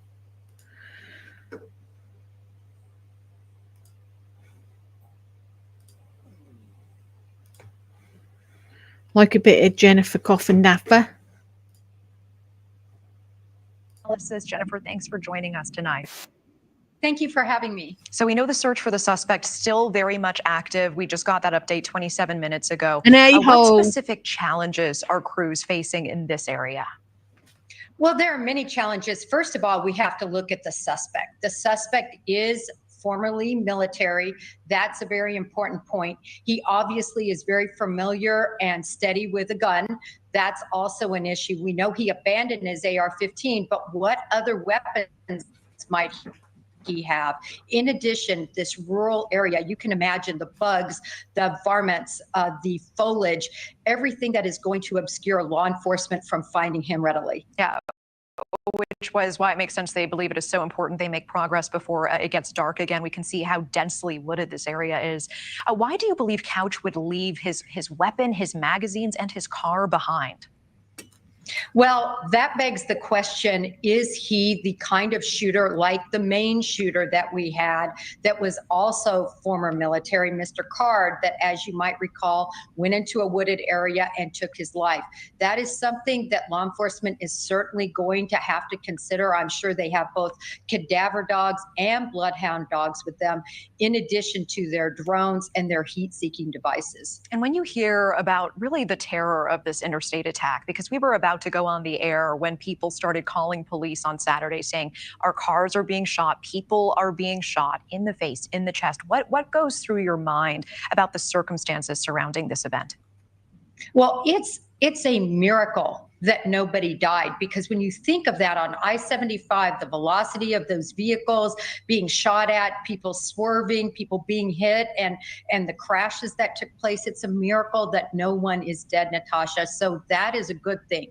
But it is scary to think he has disappeared in those woods and has not been found yet, and it has been 24 hours. You know, the shooting may remind some of the Beltway sniper, the DC sniper from 2002. There was a series of coordinated shootings during 3 weeks throughout, the Washington metropolitan area. 7 people killed, 7 others injured in that case. And that shooter was caught, eventually sentenced to death. What are the similarities? What are the differences here? Well, there are some similarities in terms of what they chose to attack and where, right? Going for people that are driving on a highway, but it is quite different in the fact that that shooter was very concealed. He did an amazing job escaping each time and then redirecting firepower again, different times and locations. So that's why he's different. This shooter, it seems like, took just one blow and then left, and now is on foot. I wonder if he is alive. All right. Jennifer Coffindoffer, always appreciate the time. Thank you. Thanks for watching. Go to joinnn.com to find News Nation on your screen. And don't forget to click the red subscribe button below to get more of News Nation's fact-driven, unbiased coverage. Meantime, former U.S. Marshal and retired Deputy Chief of the El Paso Police Department, Robert Almonte, is joining us.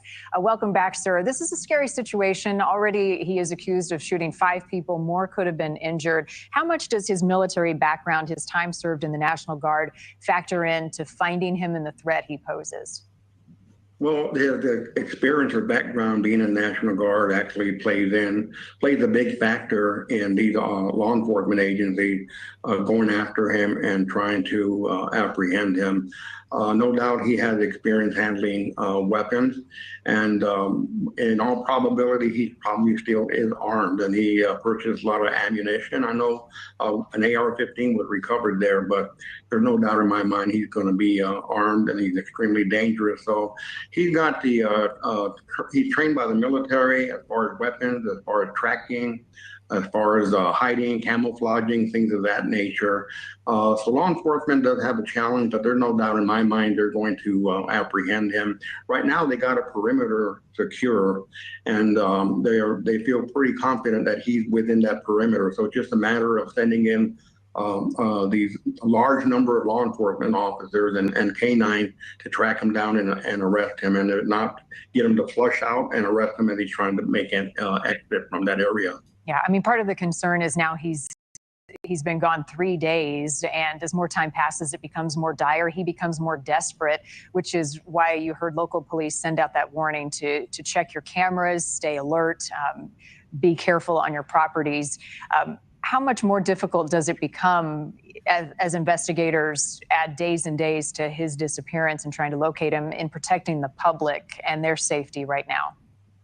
Well, it becomes more difficult, but again, I think the advantage that we have, law enforcement has, is they have them in a perimeter. They have them contained within a perimeter. So that's good news as far as the public safety. However, with each day that goes on, this guy becomes more and more desperate.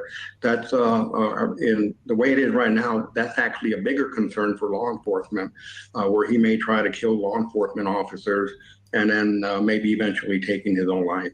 How important are his social media, his digital footprint, and any evidence there, and also communicating with his family if he's in touch with anybody he knows in this process? Well, it's extremely important, and you know, as soon as they identified him as a suspect, law enforcement jumped on his social media activity, finding out what he's doing. They reached out to his family, to his associates, to his contacts. They're trying to learn more, or they actually have learned a lot about this guy by going through his social media activity. Your experience in law enforcement, how do you determine a motive for something like this? I mean, this is not the first time we've seen these highway shootings. They've turned deadly. I mean, as recently as the last couple of weeks, there was a shooting in Washington State on I-5. Why do people do this? Well, to be perfectly honest with you, they're cowards. That's the first thing that happened. They're cowards. For somebody to do something like this, such a cowardly act, and people say they have mental problems, mental issues. I'm not an expert in that field, but I have to wonder, because this guy planned it. It wasn't that he just grabbed the gun, went out there and started shooting. He planned it. He bought the weapon. He bought the ammunition. He specifically found his location where he was going to set up to shoot these vehicles. So it's not like he would be crazy or anything like that. It's just cowardly act, and I think a lot of this may be some copycat going on. Yeah, well, let's hope they find him as soon as possible. Robert Almonte, as always, thanks for jumping on. Thank you for watching. Go to newsnationnow.com to find News Nation on your television provider. And don't forget to click the red subscribe button below to get more of News Nation's fact-driven, unbiased coverage. What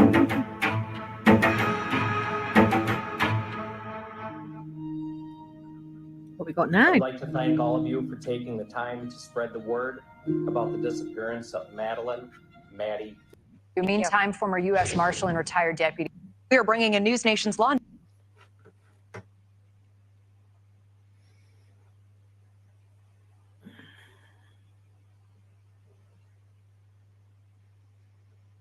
Just in that one. Right now, a manhunt for a suspect who allegedly shot 5 people on a Kentucky highway is now entering a third day. Authorities believe this man, Joseph Couch, is hiding out in a remote, woody area of southern Kentucky, so dangerous and unforgiving that officers won't even go there at nighttime. Police warning people in the area to lock their doors, with schools across 8 districts canceling classes today. Kelsey Kernstein has the latest for us this morning. Kelsey, what are the newest updates from overnight? Yeah, hey there, Marky. So police are describing this as a sniper-like shooting. They believe the suspect, Joseph Couch, that he was perched on the side of Interstate 75, shooting at multiple vehicles Saturday night. Now, that latest update is that they've been searching. They believe he is in the hills of southern Kentucky. This is a very dense forest-like region, very jungle-like, making it very difficult for the Cruz police trying to find him. They stopped their search overnight. They plan to resume in just the next couple of hours. But we can tell you at least 8 schools around Laurel County, Kentucky, they canceled their classes today. Police are also warning people around London, Kentucky. This is just about an hour south of Lexington, to keep their doors locked, watch their security cameras. We are also just now learning that Joseph Couch, that he legally bought an AR-15 style rifle he allegedly used in the shooting, and 1,000 rounds of ammo from a gun store just hours before the attack. Now, authorities are also saying that Couch served in the National Guard for 4 years as a part of an engineer battalion. On Saturday, he allegedly shot at 12 cars, injuring 5 people, hitting one person in the face, another in the arm. They are all expected to survive. And right now, it's still not clear what the motive may be for this shooting. But we can tell you that Couch, according to police, that he barely has a criminal record. We know that snipers, multiple police units, they have been on the lookout for him overnight. They hope to begin searching again at 8 Eastern. Marky. Thanks for watching, everybody. Go to joinnn.com to find News Nation on your television provider. Also, don't forget to click that red subscribe button below to get more of News Nation's fact-driven, unbiased coverage. Christina Denoto joins us now. She was traveling in that area this weekend when, Christina, you got caught in the middle of all of this. Take me through those scary moments on the highway. Sure. Good morning. So on Saturday, I was traveling with my friend Jeremy. We were both visiting family in Rochester, New York, headed towards Knoxville. And we were on I-75 in Kentucky around the Laurel area, or excuse me, the London area. And I was traveling in the middle lane. And all of a sudden, out of nowhere, we heard like a loud explosion. It was so loud that we both jumped in our seats. Initially, it sounded to me like a rock maybe flew through my back window. So I glanced back. There was no damage to any windows. And my friend Jeremy said, that sounded like a gunshot. And I said, that can't be a gunshot. We're on the highway. And then all of a sudden, there was a white pickup truck that was right next to us in the right-hand lane. And he slowed down and pulled over to the shoulder. So at first, I thought maybe he had had a tire blowout or something like that. But it definitely sounded much louder than any blowout I've ever heard. And I've been around gunfire before, and that's what it definitely sounded like. And then a few minutes later, we saw just dozens of police and ambulance flying in the northbound lane on I-75. So we knew that something had happened, but we didn't know what. And about an hour or an hour and a half later, my friend Jeremy's dad called him and said, "Are you okay?" Because he knew we were on the road. And he told us about the active shooter. And that's when we kind of pieced together that we had just gone through the shooting. And when we got to our destination in Knoxville, we got out and I discovered on my car, on the rim of the tire, there was a huge indent. It looked like ricochet from a bullet to me. And then there's paint chips missing all over the back corner panel. And that's the side of the vehicle that the noise came from. Wow. So I think what maybe happened was that the car next to us was shot and then the bullet ricocheted off and hit my vehicle. Wow, that's scary. So at that point, you realized how close of a call you had on the highway. You called authorities. Tell me about that conversation. Yeah, I called the Kentucky State Police Department and I was transferred over to the unit that was handling that. But at this time, I haven't heard back yet. I imagine that they probably have all hands on deck trying to find the shooter. Yeah, describe for me, Christina, as you were driving through this area, pretty rural. What did you notice around you? And certainly now as you think back when all the commotion happened? It was definitely what I would describe the middle of nowhere. And I remember when I glanced back to see if my window had been hit, I remember seeing an overpass, and I read that that's where he was on the overpass shooting down at cars. But we were essentially in the middle of nowhere. Yeah, well, you're lucky that you're okay. How about that white truck? Was the truck able to stay on the road? And what else did you notice happening around you? I don't know what happened to the white truck after the fact. I just saw that he had pulled over, so I hope and pray that he's okay and not injured. But at the time, we were the only two vehicles on that stretch of highway. There was nobody in front of us, but I think that there were some cars behind us. So it was, to me, divine intervention that we weren't hit or injured seriously. Yeah, no, you and Jeremy are both very lucky. Thanks for taking us back through those scary moments, Christina, and we'll continue to follow this investigation. I know you will as well. Appreciate your time. Thank you. Have a great day. All right, be safe. Thank you for watching. Go to newsnationnow.com to find News Nation on your television provider. And don't forget to click the red subscribe button below to get more of News Nation's right now a manhunt for a suspect who allegedly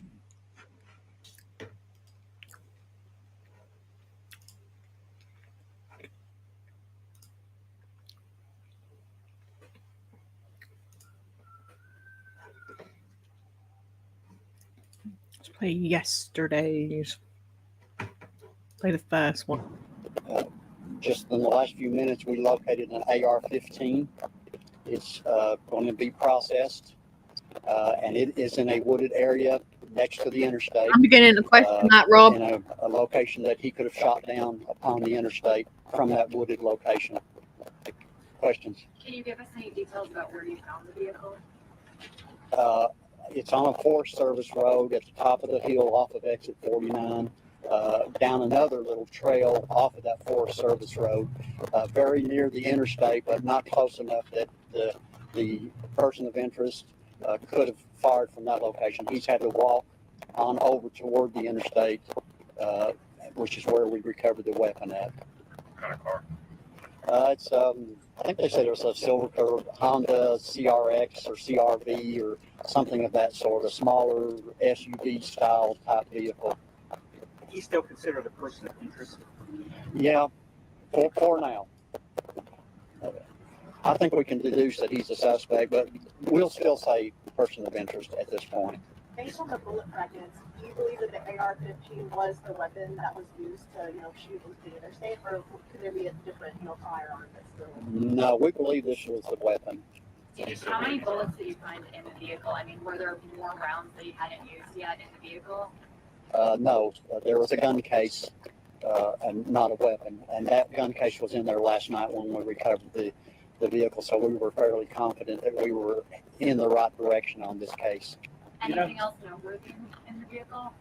No, nothing else. Do you know who the weapon was registered to? Not at this time, no. Do you still believe in the arms? He could possibly be, yes. But you have the AR-15 that was used to... We did, that we believe to have been used. We'll have to let ballistics tell us whether it was or was not. There were several magazines there as well, fully charged magazines. But he may have another weapon on him. He could very easily have another weapon. Yes, that's correct. Anything else that you've discovered during your search today to indicate that, like pieces of clothing or anything that he's there in the woods somewhere? No, not really. And again, as I stated earlier today, the woods are so thick there, and it's such a remote area. It's slow going. Is your theory that he dropped his AR-15 after the shooting and just ran? No, we're speculating on that. We're not sure quite why that he would abandon his weapon and magazines. Was the weapon loaded when you found it? They haven't touched it because they want the federal people that are there to process the scene. Is there a magazine in the rifle? I can't address it. I'm not sure. How far was the weapon from the vehicle? Some distance. You mentioned earlier there was a lucky break. I imagine the car was part of this. That was a huge lucky break because that gave us a suspect to start looking for. How did you come upon the car? Good police work. We were in the woods up there looking, trying to figure out before it got dark where somebody could have been up there, and we stumbled upon it. So just good police work. Are the dogs able to use that vehicle for scent? I can't address it. I'm not sure. Do you feel like the search is going well? Like you're I think it's wonderful that we found a weapon. I think that shows everyone that we're headed in the right direction, that there is a suspect possibly still there. At this point, we don't know whether we're getting reports that he could be elsewhere, but we're still going on the premise that he's up there in the woods. So you found the weapon in the last 2 hours? Yes, in the last hour. Yes, ma'am. Just nothing else noteworthy, just that gun case. Could you repeat? You said it could be elsewhere, so you could potentially not be in that. Well, we're not gonna rule that out. That's not good police work. I mean, we hope and we believe that he's up there. That's why we're saturating that area. But we are looking in other directions just to err, to be safe. We don't want to rule that out, is what I'm saying. Has anyone called in saying that they've seen anyone that looks like him or that picture? We probably had 100 or more calls all over this county and all over Whitley County that we've seen him when we saw him in a Kroger's. We've been bombarded with those calls, and that's fine because maybe one of them will pan out and we'll get the guy safely, and none of our people will get hurt. And you do have assets that are pursuing those leads? Yes, ma'am. But for now, you believe that he's on. We still believe that he's up there in the woods. You're still confident you'll get him today? I hope so. You were confident this morning. Has it been decreasing throughout the day? No, I think with us finding a weapon, that's a positive note. I think we're headed in the right direction. With it being midday, this is a Sunday. School, is coming Monday morning. Courthouses, city offices. Do you expect any closures? Do you advise anything like that? I know right now you kind of mentioned like residents should remain vigilant on the surroundings. What do you kind of advise? I think that we just need to wait and see right now. And that's why I got you folks here, and that's why you got me here, is so that we can keep everybody, the public, informed, because that's what we should do. And I think we can address that later on today, just depending on what happens, how it goes. Have you or your partners been able to conduct any interviews with his family members or any people close to him? I'm sure that's being addressed. Please. Any idea of motive yet? No, there's been some speculation, but we're not ready to address that at this point. Did you tell any surrounding businesses or churches not to open today? There were a lot of churches that did not open today, and again, I think they were erring on the side of caution because we think he's still there, but what if he's not? Is the suspect still alive? Don't know that either. It could be either way. Anything else? We still believe we only have one individual that's involved in this. Yes, ma'am. So we should have an update again soon, guys. No indication of any sort of road rage.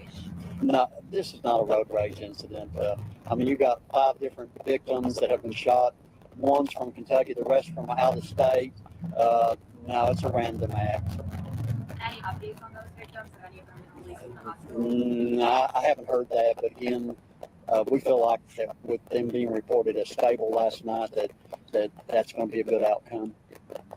Have you been able to search the entire kind of, sealed off area of future forest, or is there still No, there's a lot to do up there, and it's so slow going. What if he's hiding behind a tree? I mean, we don't want our people to get hurt, so we're being very cautious. We're doing our job. Okay, I will be back here at 3:00, and hopefully we'll have something more and good like we have just now. Thank you. Could both you gentlemen identify yourselves in the microphone? Yes, my name is Gilbert Acciardo, and it's spelled Gilbert. Last name is Acciardo, and it's Acciardo. And I am the Public Affairs Deputy for the Laurel County Sheriff's Office. And this is Austin Weddle, Austyn Weddle, Weddle, and he is a patrol deputy with the Laurel County Sheriff's Office. And you see he has the gear on that all of our people have on up there today, right now. Okay, thank you all very much. Thank you.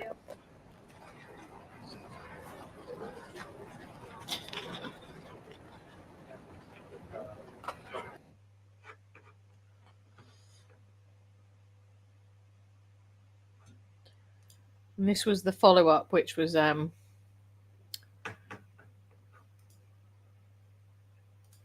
Yes. What is your biggest challenge? Just question. Hello from earlier. The area, it's so remote. If he planned this, it's so remote. That's probably one of the most remote exits along I-75. It's so wooded. There's one business.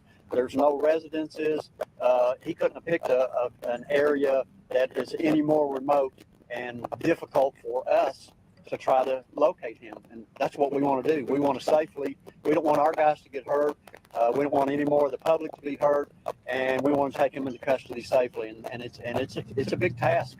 They've just come out of the woods. They've been in the woods for several hours now. They have all this garb on that we wear, that our special response people wear, and it may be a little bit cool right here, right now, but it's not to them. They've come out to rest, and they're going to go right back in. We want to get him tonight.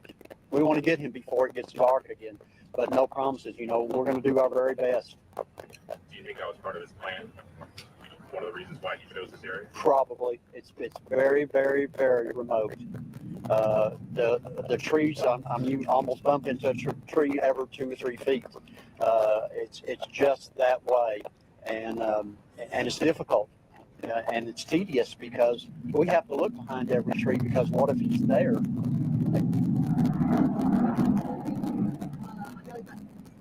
Okay. Is the drone still being used? I know that there was challenges. Our drone is still the Laurel County Rescue Squad is up there with their drone. Also, there's a helicopter that's in the area also. Has the aerial, sensors or detectors been helped at all? I know that, kind of helped us very limited. Yeah, not thus far. Thus far it hasn't been, but we got to try everything, and we're going to use all the tools that we can possibly, because we want this to be a good outcome. We want to be safe, and we want everybody else to be safe as well, and we want to take the suspect alive. Talking about the severity of the victim's injuries, we've heard that one person was shot through their windshield and ultimately shot in the face. Can you confirm that? There were some severe injuries. There was an individual that was shot in the face. There was another individual that was shot in the arm, a very severe injury. Those were the most severe. A lady shot across the chest. They were very significant, very severe injuries. I don't want to lessen that. We didn't have a fatality, but we certainly had some very serious injuries that will affect these people for the rest of their life, I'm sure. Have you all developed any information yet as to why this guy might have done this? I don't know if you've been able to talk to we are receiving some information in our investigation, but a determination has not been made thus far as to what a motive would be. Is his family cooperating with your investigators? As far as I know, they are. They're not in this county. They're actually in another county. You got to know that we're also down there checking things out. Can you verify if all 5 victims were shot? Yes. Yes. Are there additional 2 that were injured in the car? I heard that, but I've never been able to confirm that. So I'm just going to say we haven't been able to confirm that at this point, but we don't believe so. So, all the shots were fired from that hillside, do you think? Yes. He wasn't out on the open pass? No. There were early reports, and I can't stress how chaotic this was when our units arrived on the scene. People, cars on the side of the road, emergency flashers, windows shot out, people hurt severely, and then we have to weed through that, and then we have to weed through some information that we developed off that exit, and a lot of it was erroneous, but we had to follow up on it, and it deterred us from being where we needed to be, but we're on focus right now, and it's just a really big marathon task to investigate and handle something like this, especially with an exit such as that along I-75. Can you describe where the vehicle was found? Was it a service road? It's a U.S. Forest Service road that is actually off of that exit. It goes off into the woods, and they tell me that it goes 9 to 11 miles back in there, and there's little offshoots or branches off of that, and that's where I think they said it was the first branch off of that Forest Service road at the top of the hill is where we actually recovered his vehicle. Are you finding any trace of him? Please? Are you finding any trace of him? Footprints? Anything? Not to my knowledge. Yes. It was a CRV, and it was whatever a CRV is. That's what it was, and it was silver colored, and it was registered to our suspect. Now that he's officially a suspect, is there any other details you can share about his past, history? No, not really. Again, I'm sure we're going to look very much in depth with all of that, but our main focus right now is get this guy under arrest. We don't want nightfall to set in again, and it's already afternoon right now. Are you using K9? K9, yeah. KSP said they were going to bring K9s. I don't personally know that they are there, but they did offer, and I think that we said bring them on down. Can you share a picture of the weapon or the vehicle? No, I don't have a picture, and I'm not sure. As quick as I can get those sorts of things, so when I leave here, I'm coming back at 5. I'm going to see what they'll allow me access to, because they don't even allow me the access that you think that they do. But they're getting the information to me as they can. It's just that this is not the most important thing. The most important thing is finding that guy. As the time progresses, is it getting more challenging to find him? Well, you got to know that these guys are getting tired in the woods, and it's, like I say, with all this garb that they have to wear, it's very tedious and stressful. We're going to keep on plugging because that's what we do. What do you want the public to know? That this guy, we think that he's still in that area, but he could not be in that area. He could be somewhere else, anywhere else. So we posted his picture. Be aware, be vigilant. That's vague, be aware of isn't your it? surroundings. Well, we think we've got him, but we don't want this guy hopping in a car with somebody armed with a weapon. And all these are scenarios that could might happen. not have either. Do we think they will? We hope not. But Should have we another really one. still believe at this point that he's still up there. So just public, stay away from that area. We had some people try to sneak through today, even a media or two, and they were escorted out of the area. It's an unsafe area. It just is, because we don't know where he's at.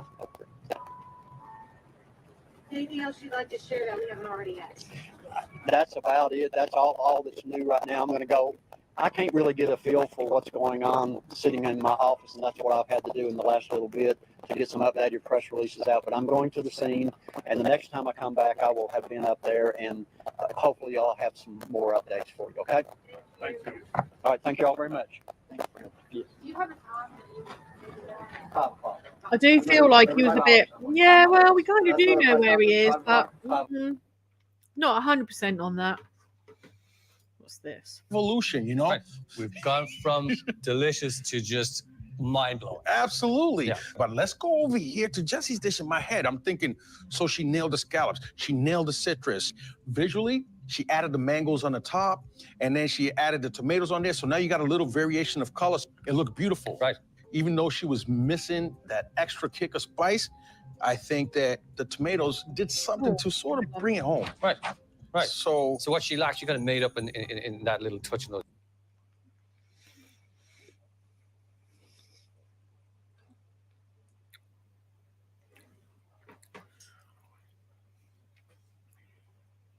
Wait. WT News 5 leading the way. An armed and dangerous man is still on the run. That's according to Kentucky police. Thanks for staying with us. I'm Lindsay Stone. A manhunt going on after 5 people were shot and 9 cars were shot into in Laurel County. Police calling it a sniper-like situation. You're taking a look now at exclusive chopper footage from the scene of the search for that suspect. The search has been going on for more than 24 hours with several agencies involved all across Laurel County. Police are looking for this man, 32-year-old Joseph Couch. You see him there on your screen. They say he's from Woodbine, Kentucky. Officials are stopping the search for tonight, but plan to resume tomorrow morning. NBC's Priya Schreeder has more. An urgent manhunt ramping up in Kentucky for an alleged gunman considered armed and dangerous by police, who's now on the run. Multiple gunshot victims. The shooter, they don't know exactly where he is. Multiple law enforcement agencies searching a remote wooded area all day, hours after officials say gunfire erupted off an exit near Interstate 75 in Laurel County, Kentucky. We've got drones, we've got helicopters, we've got dogs. We're doing the best we can. That shooting leaving 5 people seriously injured after 9 vehicles were shot at, according to authorities. Officials say all 5 of the injured are expected to survive. No one was killed from this, thankfully. Authorities identifying 32-year-old Joseph Couch as a suspect after finding his car parked near where the shooting took place, and today recovering an AR-15 that Couch allegedly used in the shooting. He's had to walk on over toward the interstate, which is where we recovered the weapon at. Christina Donato was with her friend driving on I-75 when they heard a loud noise. I would assume that the white truck that was next to us got shot and then the bullet ricocheted off and hit my vehicle. What went through your head? It was very scary and surreal. In nearby London, Kentucky, the community on edge. Officials urging people in the area to stay home and not approach the suspect if he's spotted. Ophelia Riley is visiting her hometown. How do you feel right now? Oh my God, I'm scared. I'm going to be praying for the community and our first responders. And that was NBC's Priya Sridhar reporting. So we should be getting a update soon, shouldn't we?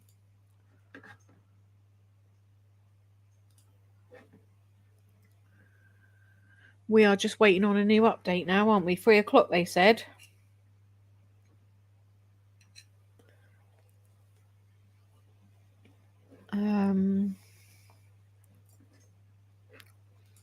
What did that say on there?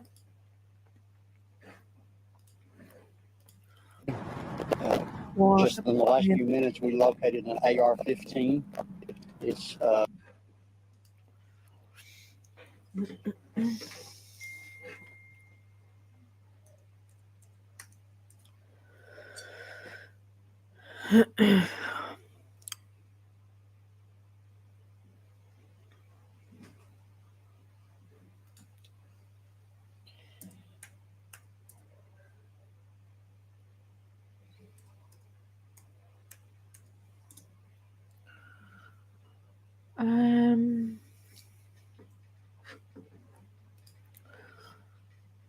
we are just waiting on the updates.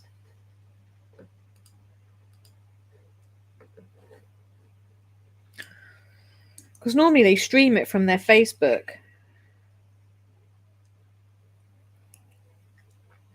There we go. We would like to thank our partners with the FBI, the ATF, local law enforcement, Fish and Wildlife, the Forestry Service, and London City Police and the Laurel County Sheriff's Department. That is very mute to the people that are involved with this. We have Rockcastle County Sheriff's Office. We have other police department agencies that have came and volunteered their time and their expertise to help with this. Jackson County Sheriff's Office. So it's just not the Kentucky State Police. It's just not the Sheriff's Office, our federal partners. There are so many people, and it's you all. You as being the news people that is reaching out, and I apologize to you all. I can't answer every call, every email. That's why we've done this at one location at one time. Just the amount of calls and emails that I've got, there's no way I can answer. So I apologize to you all, but thank you all for getting out as much information as you can, and correct information. This manhunt has become a methodical effort, similar like a hide and seek. We're focused on protecting the residents and their homes and the businesses during this critical time. Our goal is to apply steady pressure and wearing Mr. Couch down. The longer he is in the woods, last night it got pretty chilly, and today it's got kind of humid and hot. Hopefully he has no water and nothing to eat, and just time that we will wear him down and putting pressure on him with constant, steady our helicopters flying over, drones flying over, dogs, SRT in the woods looking, cars running up down the interstate. Just things like that is putting pressure on him. And hopefully he'll eventually just walk out of the woods and give himself up. That's what we hope will happen. in this scenario. Huh. We've utilized all kinds of technology in searching. Like I said, we use helicopters, we use drones, special response teams, not just for the Kentucky State Police. We've had the Laurel County Sheriff's Department, their special response teams. We've had the FBI, we've had the ATF, we've had numerous local and small agencies that volunteered their special response people to come and also assist in this. And clearly, if we continue to work together, hopefully we'll come out with a good resolution in this.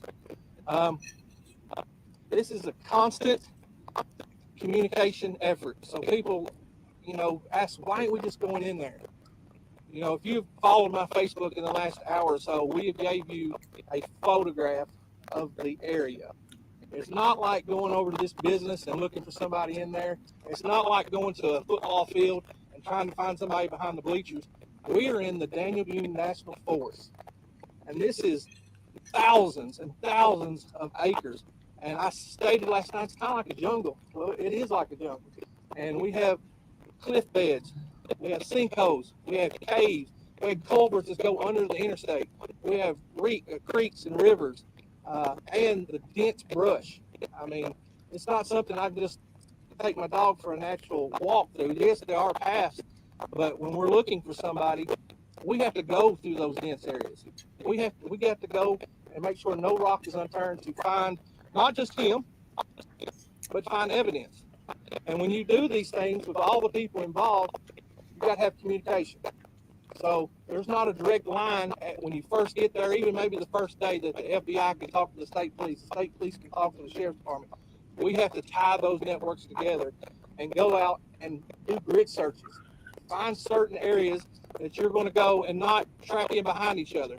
And also, you got to know who's to your left and to your right, and make sure they're safe. And you go very slowly, because not just you're looking for him, you're looking for evidence. You're looking, and yesterday we was able to obtain some evidence that the sheriff's department is working on their investigative side of it. And I'll explain that. A lot of people's kind of confused. Hey, what's the state police's role? What's the FBI's role? The sheriff's department. The sheriff's department is working the criminal investigation part of this. That means there was an active shooter on the interstate that harmed people. They shot people. They will be presenting this case to the Commonwealth Attorney here in Laurel County. And if for some reason the feds think there's a federal charge, or they believe it to be a federal charge, they can step in and help the Laurel County Sheriff's Department with that. The Kentucky State Police, along with the FBI, the Sheriff's Department, we are asked to step in to help with the apprehension and manhunt of Mr. Couch. That means we're boots on the ground right now. They initially got the complaint, and they have worked tirelessly out there, but they got to have a break. They got to be able to go investigate. They got to be able to go get search warrants. They got to be able to go home and see their family and get a night of rest so they think straightly. And that's why we utilize Kentucky State Police. We have 16 posts, I said last night. We have resources, and we have a Kentucky State Commissioner that is amazing. He is going to get us the resources here in Laurel County to continue to look for Mr. Couch tirelessly. And sometimes these investigations, we hope that he's still in that area. We hope that we've got him contained. But we all know they don't always end that way. So we're going to continue. If our search gets broader, it gets wider, it leads to more miles, we're going to go every day and try to find him. We've got him in NCIC. That means if he's not in this area and he's walking down the road and some deputy in Madison County or Whitley County or even in Tennessee gets out with him and, sees some guy that's just wore down and fits the description, hopefully they'll use caution. We've sent all the intelligence out to them other agencies. So when they do see him, they can say, this guy fits the description. They can use caution. They can run him. And maybe that's how we find him. We hope he's still there, but he might not be. But we're going to take all the leads. We want the citizens to call in on everything. If you see something that looks strange in your area where you live out, if you come home and your doors don't seem like that's how you left it, back out and call somebody. I agree. If you're at home, don't be alone. I agree. Always have your cell phone, have a phone accessible with you. Check on your neighbors. Check on your elderly neighbors. Make sure that you've heard from them. be a good neighbor and just check on them. Call and say, I was just checking on you, make sure everything's Oh, okay. it fixed the sound of Because this yesterday. in the When Rockcastle area where we do have residents, there's a lot of homemade, like where people live there that come in from areas to camp. So maybe they don't have phones in those little buildings of shack or campers. So if people of Rockcastle that know these people, reach out and talk to them. Just say, hey, just checking on you. Didn't want to get any business. Just want to check on you. If you hear your dogs, making, barking late at night, call. Check your phones if you have that technology to see if somebody's on a deer camera or your cameras, your Ring cameras. When you go, before you go home, just scroll through it. Make sure if you see something that kind of looks weird, somebody walk through your yard, it could be nothing, but it could be something. And it could give us a lead to just drive down there and like I said, he could turn himself in, or it could get worse, and hopefully it doesn't. But dealing with communication, like I said earlier, everybody on the ground is communicating. Has got to be able to talk to the helicopters. Helicopters got to be able to see them and put eyes on them, because if you helicopter sees them, but he can't tell the person on the ground what he's looking for, it's kind of useless. And then we have to relay that stuff back to our command post, which relays to the post, and it kind of goes in every direction. We get people heading that way. So communication is big. It's big, and it's got to be the right communication, and that's why these things take so long. Our priority is the safety of everyone involved. We are committed to make sure that there is no harm to anybody in the community, and also to our first responders on the ground. Our job is to make sure every one of our people that's in uniform goes home to their family. And that's our first priority. And if we have to go slow and like a snail, that's what we're going to do. Because we do not want anybody in our line of work or anybody in this community to be harmed. Like I said earlier, Mr. Couch is entered in NCIC. We encourage any tips to come. Please call us. Please call us. I guess I will leave. I will clarify some things for you all that was kind of early in the investigation about his military service. He was in the military, but it was not the Army National Guard. It was the Army Reserves. So he's been discharged with an honorable discharge. So I wanted to clarify that. So I can open up the floor for questions for me or anybody in behind me. Have you seen any evidence today that he is still in the woods and still alive? So we still have people. I'm going to look this way, sir. I'm sorry. We still have people in the area, and we will remain in the area until we can't find him. This is very slow, and you got to look. The temperature has got up a little bit today, so our people are constantly. They're searching areas. They're searching grids. ATVs, four wheelers, and you got to think it's hunting season. People still out there hunting, so we encourage people in the community. If you're going to be hunting, please don't be out at Cromer's Ridge and Livingston area. Please stay away from that area for a couple of days until we come to resolve. And people out in the community don't have somebody that I'm going to save the world. I'm going to just go out and go find him myself, because not only could you get harmed, you could get killed, and we don't want that to happen. And so, as of this time, we have not. The evidence has not come, and we have located him, but it's very slow. It's a very slow process. Is there anything on the other victims that's been a little confusing in the early stages of this? Still 5 hit by bullets on the highway. Was there a car crash, I understand, or what can you tell us about the victim? So that will be part of the Sheriff's Department's investigation, and I apologize for that. I know bits and pieces, but not everything, and how many vehicles have been hit, car wrecks. I don't know that. We're here to find Mr. Couch, and that's our primary focus. Now, if we get information that helps the Sheriff's Department, we're going to share that information. Vice versa, they're sharing information with us. It's fast. I mean, it's moving. People's like, oh, you ain't getting information. Trust me, we're getting information so much it's overload sometimes. Who is Sarah Mills, and what's the relationship to the suspect? I apologize. It's the first time I've heard that name. Who's in the affidavit? I didn't get the search warrants. The Sheriff's Department did. I'm sorry. Yeah. Scotty, is there any evidence, you've seen the evidence, I've seen the anybody involved in helping this guy other than him? At this time, that's part of the investigation. Personally, I haven't, and I don't know if the Kentucky State Police has. Our job is just to try to locate this. It's something you might be able to ask another representative behind me, but today is us finding this Mr. Couch. Yes, sir. Can you help? Well, we're gonna keep going. I mean, it will probably expand, and that's just the job we signed up for. We're gonna go as far as we can go until something leads us somewhere else. And this ain't something we're gonna pack up and go home, because of Laurel County and the citizens of Commonwealth of Rockcastle County, they expect that out of us.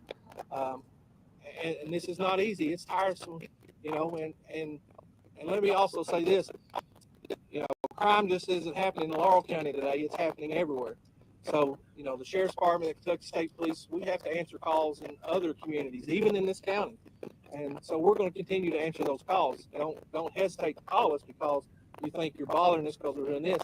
That's why we got resources that, surrounding places like Harlan, Hazard, Madison, Columbia. We're going to continue to answer those calls. We are, and that's a great question.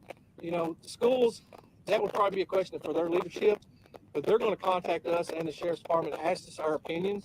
And their first priority is the safety of their children and their staff and their employees. And whatever they decide, we'll back them 100%.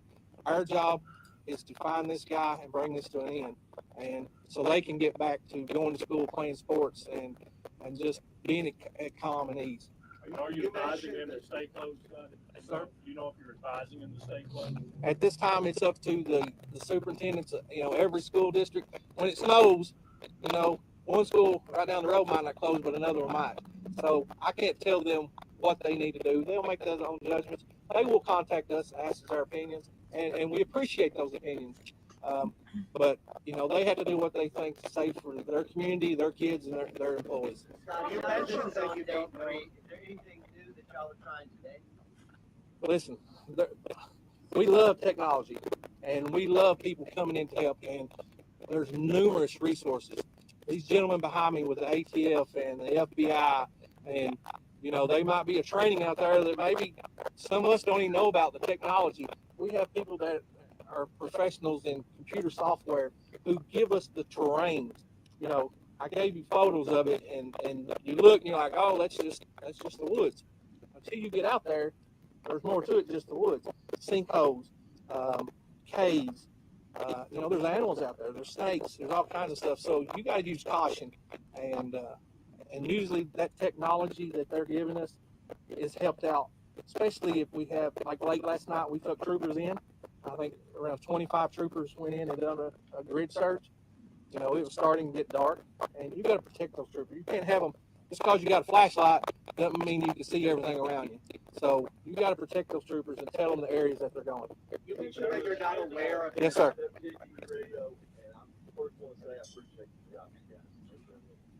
Thank you. How long do we have a timeline of how long the person was what it you know what's At this time, I do not know that. I apologize. That's a great question, but I do not know that answer at this time. You what, sir? That is a part of the criminal investigation, but that's pretty common. We've not left no stone unturned, and that's probably a stone that we have looked into. Yes, sir. Does this guy have some sort of survival training, or is he just regular? He's been in the military. Just because you're in the military don't mean you're, a professional survivalist. Talking about maybe wearing him down, that's what, it don't matter if you are a survivalist. If you're out there without water and food, how long can you really survive? And, we hope he just walks out, gets up. And, we didn't talk about this last night. There is people that are hurt. There is people that are injured. But at this time, nobody has died. And let's not make this, if he does have social media, if he does have a family out there that cares for him, you know, turn yourself in. Don't make this worse than what it is. You know, just give up and make our community get back to what it is. You know, yes, sir. Yes, can you speculate as to what his motive may have been? I do not know, sir. I apologize. I do not know that. And as a follow-up on that, how many boots do you have on the ground that are out on this search? Well, I was there early this morning, and I probably seen over 100 cars. Not saying there's 100 people in the woods, because we kind of take them in groups, and you know, you don't want to take. You got crossfire. If something bad was to happen, you don't want to put people in harm's way, and you want to keep them separated. So I'm not going to say we got 100 people in the woods, but I say we have teams and we have groups, and you know, we keep them out there. We bring them back in. It's kind of like a canine. You got a bomb threat in a school. You can't walk one dog through a whole school. You got to bring them back for water, and that's what we're doing here. We're bringing people back in, let them get refreshed, and then they go back out. And that might be something. It might be today, and it might be a week from now, but we'll continue to do that. You know, I don't know the answer to that. The man upstairs probably knows the answer to that better than I do. And well, the weather's not being that cold, and it's not been that hot. So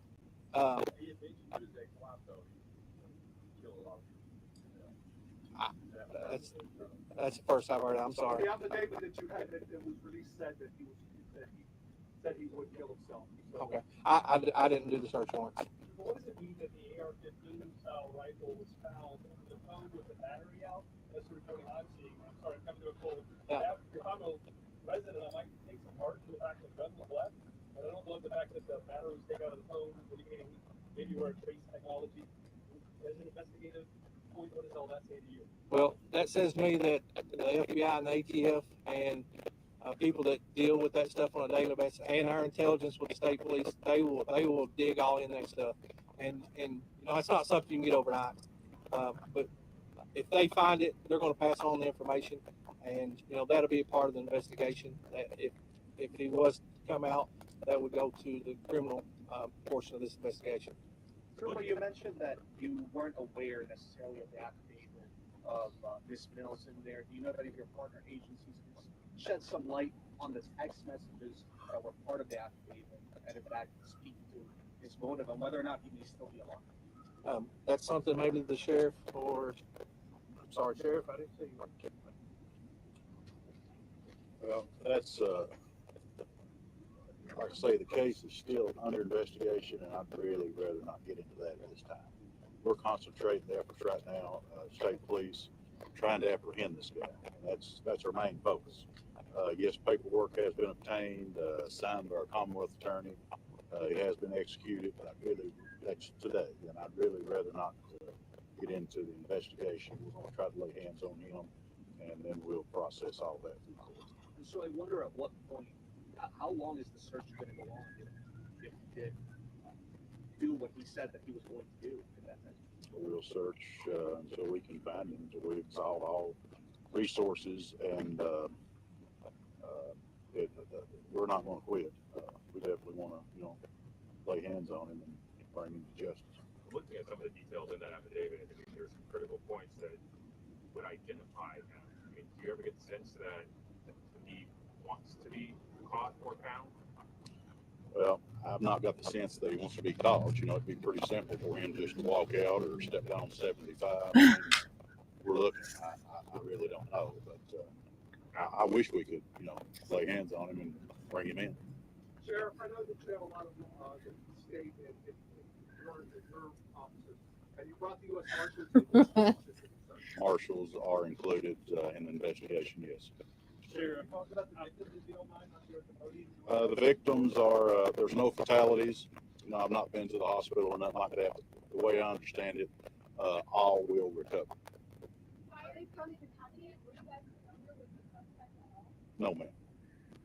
Sheriff, you got any information that there was anybody else involved helping him in this? No. Planning and getting him out of there, any of that stuff? We're investigating, but we've not obtained information to say that anybody else was involved. I'm not saying they're not, but we've not obtained it. No, sir. Can you share a bit more information about the victims? Are they from the state of Kentucky? Are they out of state? You know, anything like that? Some from state, some out of state. At what point was law enforcement?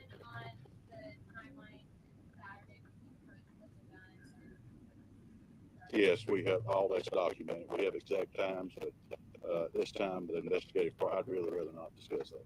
Sheriff, was the gun legally purchased? Pardon? Was the gun legally purchased? Yes, sir. Yes, sir. At what point was law enforcement made aware about the text messages that he was trying to kill us? I'd really rather not elaborate on that, being, you know, if he is brought to court, the way we received that and the people that maybe gave us that information, I'd rather not disclose that.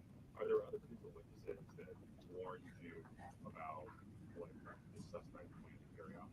No, sir.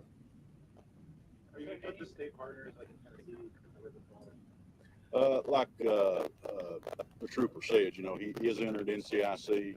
So if he's in Tennessee, Florida, wherever he's at, you know, everyone will be aware. If his name is run or anything, he will be picked up just like if he was here today.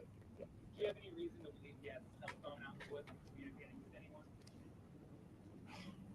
I don't, not really, no, nothing concrete. You know, we did recover the phone.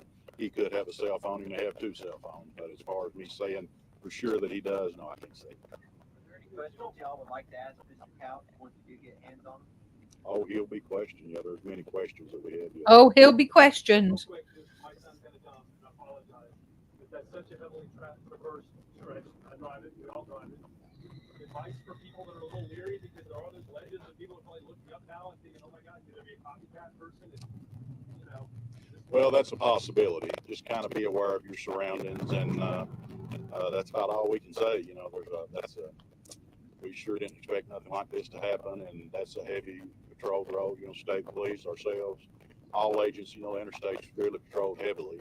There's so many people out there, so just use caution and kind of be aware of your surroundings. Sheriff, when I was out, I traversed between here and exit 49. I noticed that they were pretty not with the 22 cars are on the side of the road and they came to them. Are you more concerned that there could possibly be a carjacking situation where you may be trying to fire a vehicle and get moving, and that you guys, your officers are diligent about features on the side? Well, we're just trying to show a real heavy presence to put the community at ease, to let them know that we are out, and if anybody needs assistance, or maybe if they see the cruiser sitting on the side of the road, they can pull in and say, hey, we saw a guy walking back here. You know, we're just trying to show a really heavy police presence right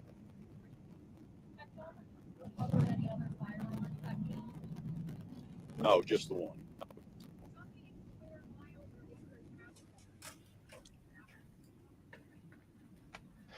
So I sent you some photos over Facebook, and if you've done a grid search, you know, we have flown like you go a mile each direction, so it's in a big circle pattern. You know, we can take that out further, and we will take it out further. You know, we have drones coming in every day from different agencies that we're using, so you know, we're not going to turn down any help, and we're going to keep looking. If it gets wider and broader, we'll just keep going until we exhaust that information and we don't think he's no longer there. But our first priority is to protect the people in that immediate community and protect that business. And that business, you know, we kind of took it over the last couple of days, so we want to appreciate and thank the 49 exit, because you know that's where we kind of set up, and it's probably hurting the business. So we want to thank them for letting us do that. If I can encourage y'all, I know you contact Post and 911 and other agencies. Thank our dispatchers. We have people that are working tremendously, like barely any sleep, because they don't want to leave, because they want to be a part of what's going on, and they work really hard. So be patient with them too, because they're going on not very much sleep like some of us are. So we might be a little grouchy. So don't just be nice to them and be pleasant. And they'll try to get you the information, and they'll send me emails left and right. And I apologize, I cannot answer them all. Just call me or text me, and I'll try to help you out the best I can there. Any more questions? We all people need more minute reviews today. probably not today, unless something sparks up. And we would immediately put that out on a press release, and I would share that with the sheriff's office, and he would share it. So we would get it out to you all as fast as we could. And it would be like, hey, come here in an hour or so for another a meeting. Tomorrow, we'll probably do the same thing. Hopefully, we'll come up with some more information tonight. But the biggest thing, we encourage the community to stay strong. Please look after your fellow neighbor. Law enforcement, we will do our best to be on every little road, every interstate. But check on your neighbors, especially the ones that that can't get around easy and that are in fear. Check on them, and we'll even do extra patrol if they want us to. So, thank you. If there's not any more questions, we'll conclude this.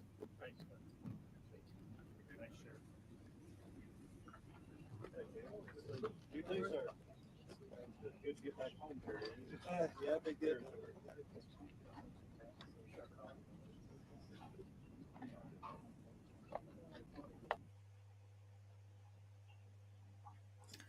Is that the sound just gone, or have they just... Well, I'm going to say that's probably the end of the the press conference, guys. That was quite a long one. To me, I know they're saying like they think they've got him, sort of cornered, so to speak, but I kind of feel that they're almost saying, well, yeah, but actually we could be anywhere. I hope they have got him contained and cornered. But I mean, it is like looking for a needle in a haystack. Now, I just wanted to show, for those who don't know the area, because I don't know the area. It's taken me like all my life to find the area because some stupid Google Maps. I just want to show you kind of like what we're looking at. Why is that all blurred out? Makes me. What the hell? What the hell? Someone? Anyone? What is this? I'm not sure that's supposed. What the hell?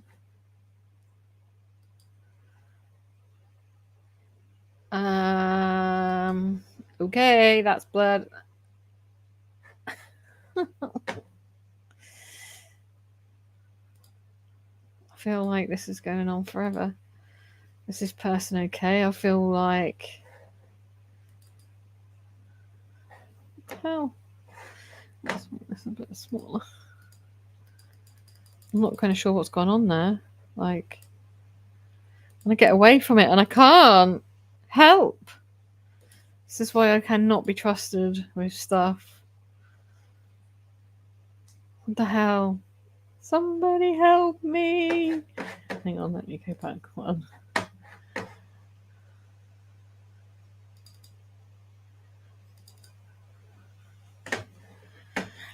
Let me entertain you. I wanna get. Why is this not working again? I had it all. I had it all. I had it all. I had it all. And then I fucked up. So this is kind of what we're looking at, guys. Like, I mean, look at this. I mean, we might be able to like go on a full, 380 tomorrow. But this is what they're dealing with in terms of foraging and stuff.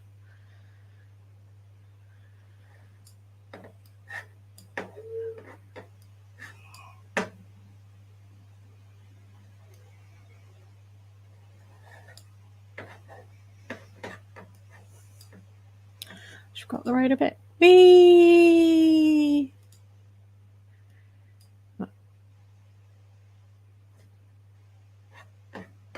Let's come back. Let's come back. I can make anyone dizzy in a matter of minutes. Let's go. Woo-hoo-hoo. But look at all this forestry. Like,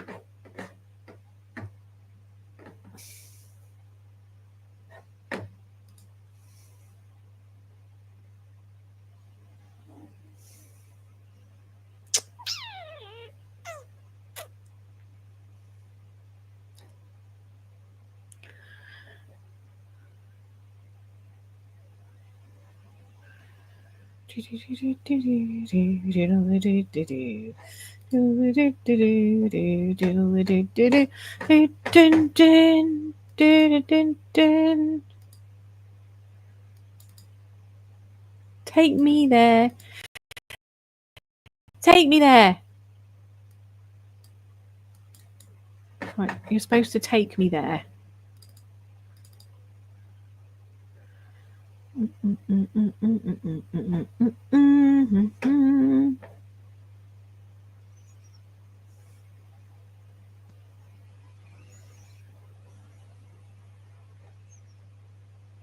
Road is closed. The road is closed. Funny that.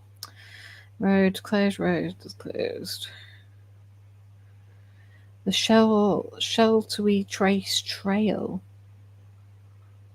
And then I just had the Daniel Park place, and I've lost it again. But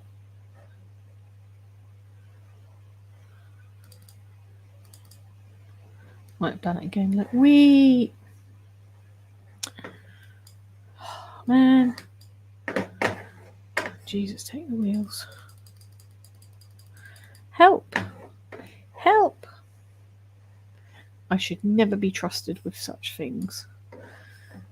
See, look at all this. Needle, 100% haystack situation.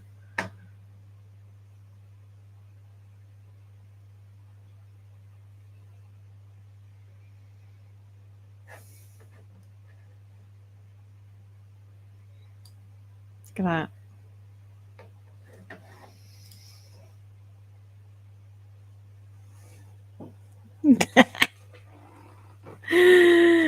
AD tours. Yes, it's AD tours. I've got this sorted, haven't I? Hey, I'm getting there, okay? I can't be good at everything. Oh, I'm so cold. I might have to put the heat blanket on tonight, guys. Oh, so with that, I think, I mean, I'm not being funny. When you look at that area and everything that's in and around that, I'm not gonna lie, I need to change that picture. I forgot that someone designed that for me and we don't like them anymore. They're my stalker now. They're my mini me. They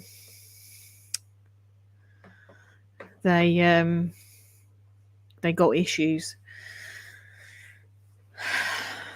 And I was just, before I go, hang on, I just had the flight radar on. Now, the United States, Kentucky State, I want to say chicken, but I nearly said chicken, but it's not. It's state police. They're like fucking right further down past Woodbine and Grey, which is where he is from. And then, there's an NA helicopter coming in, but I just saw the army as well. But I don't think the army was coming in. And now I've lost them. How can you lose the bloody army helicopter? Like, what the hell? Like, where's London? Like, the army helicopter's just vanished. I'm not even joking. It was on here. I was tracking it. It looked like it was headed to London. Now it's gone off the radar. I mean, I'm not being funny. Should an army helicopter really be on radar? 24. And then, oh, hang on. Who's that? Who's that? No, that's the sheriff. No, that's the police. They're down there, and they've come from just up on the I-75 way, past quite a bit way past Livingstone, past Woodbine, further down the rock holds, and they're circling so. I don't know what they're doing. Oh, I can't believe I've lost the army. I lost the army. How the hell do you lose the army? How the hell can you lose the army? Well, I've lost the army. They were on here. They looked like they were heading in the right direction, and now they've vanished off my radar. So, who's that? That's Cheryl. Where are you going now? See, now it looks like it's going back up. Oh, let me show you. Let me show you. This is AD Air Tours. This is the Air Tours of AD. This is where the army come back as well. So let me just check. You can see what I can see. Yeah, you can see what I see. So the army are... Oh no, is that the army? No, that's an air vac. No, the army have vanished because they were around about here earlier, and now they've completely vanished.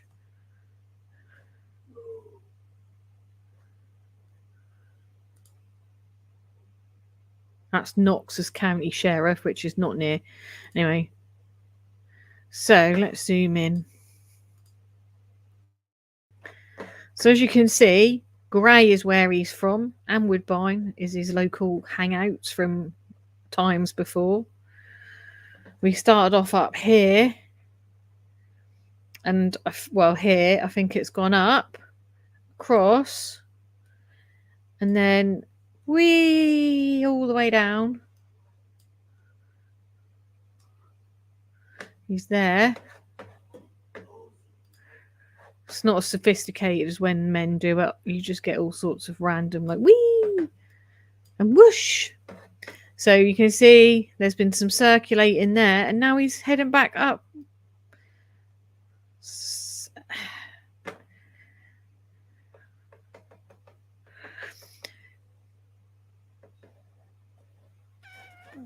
But obviously everything happened further up here.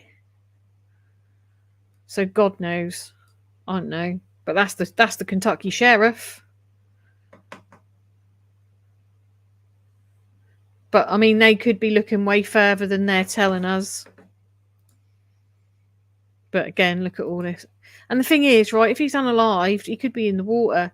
So they've got all this stuff going on up in the air and that. I feel like interesting. They've circulated around there.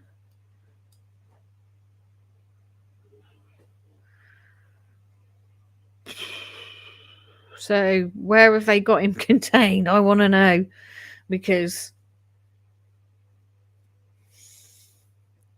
I'm not so sure. I mean, there's so much green and foliage around there.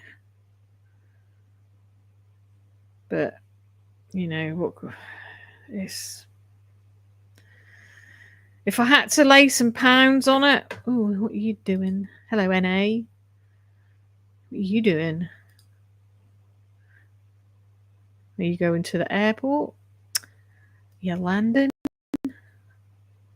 But only AD can lose the army. I've lost the army. Lost the plot, to be honest. Or is that the army? No, that's the evac. Why? I've lost the army and only I can do that. That's an AD special. Is that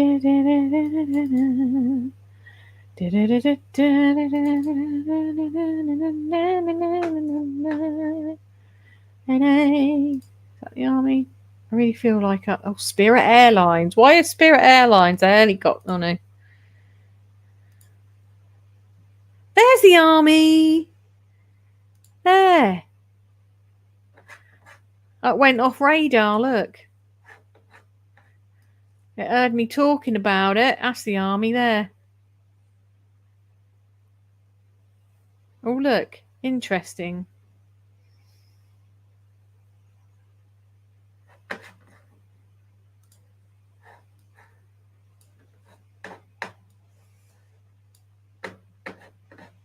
They've brought the army in. They've brought the army in. So that's travelled all the way from there, and now it's doing some stuff here.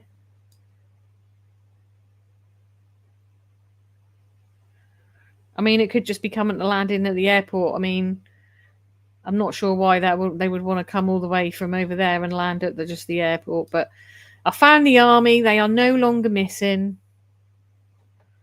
Panic over.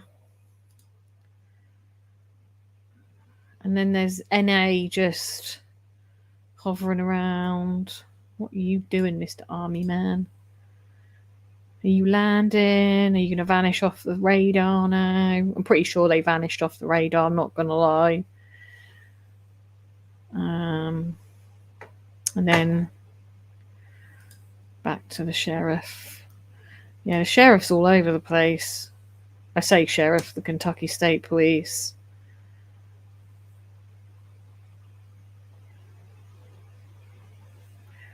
And the army's like, nah, mate. Needle, haystack, got no hope of finding him in here. We're going back. And so now, see, that's quite a big area that they're covering. Like,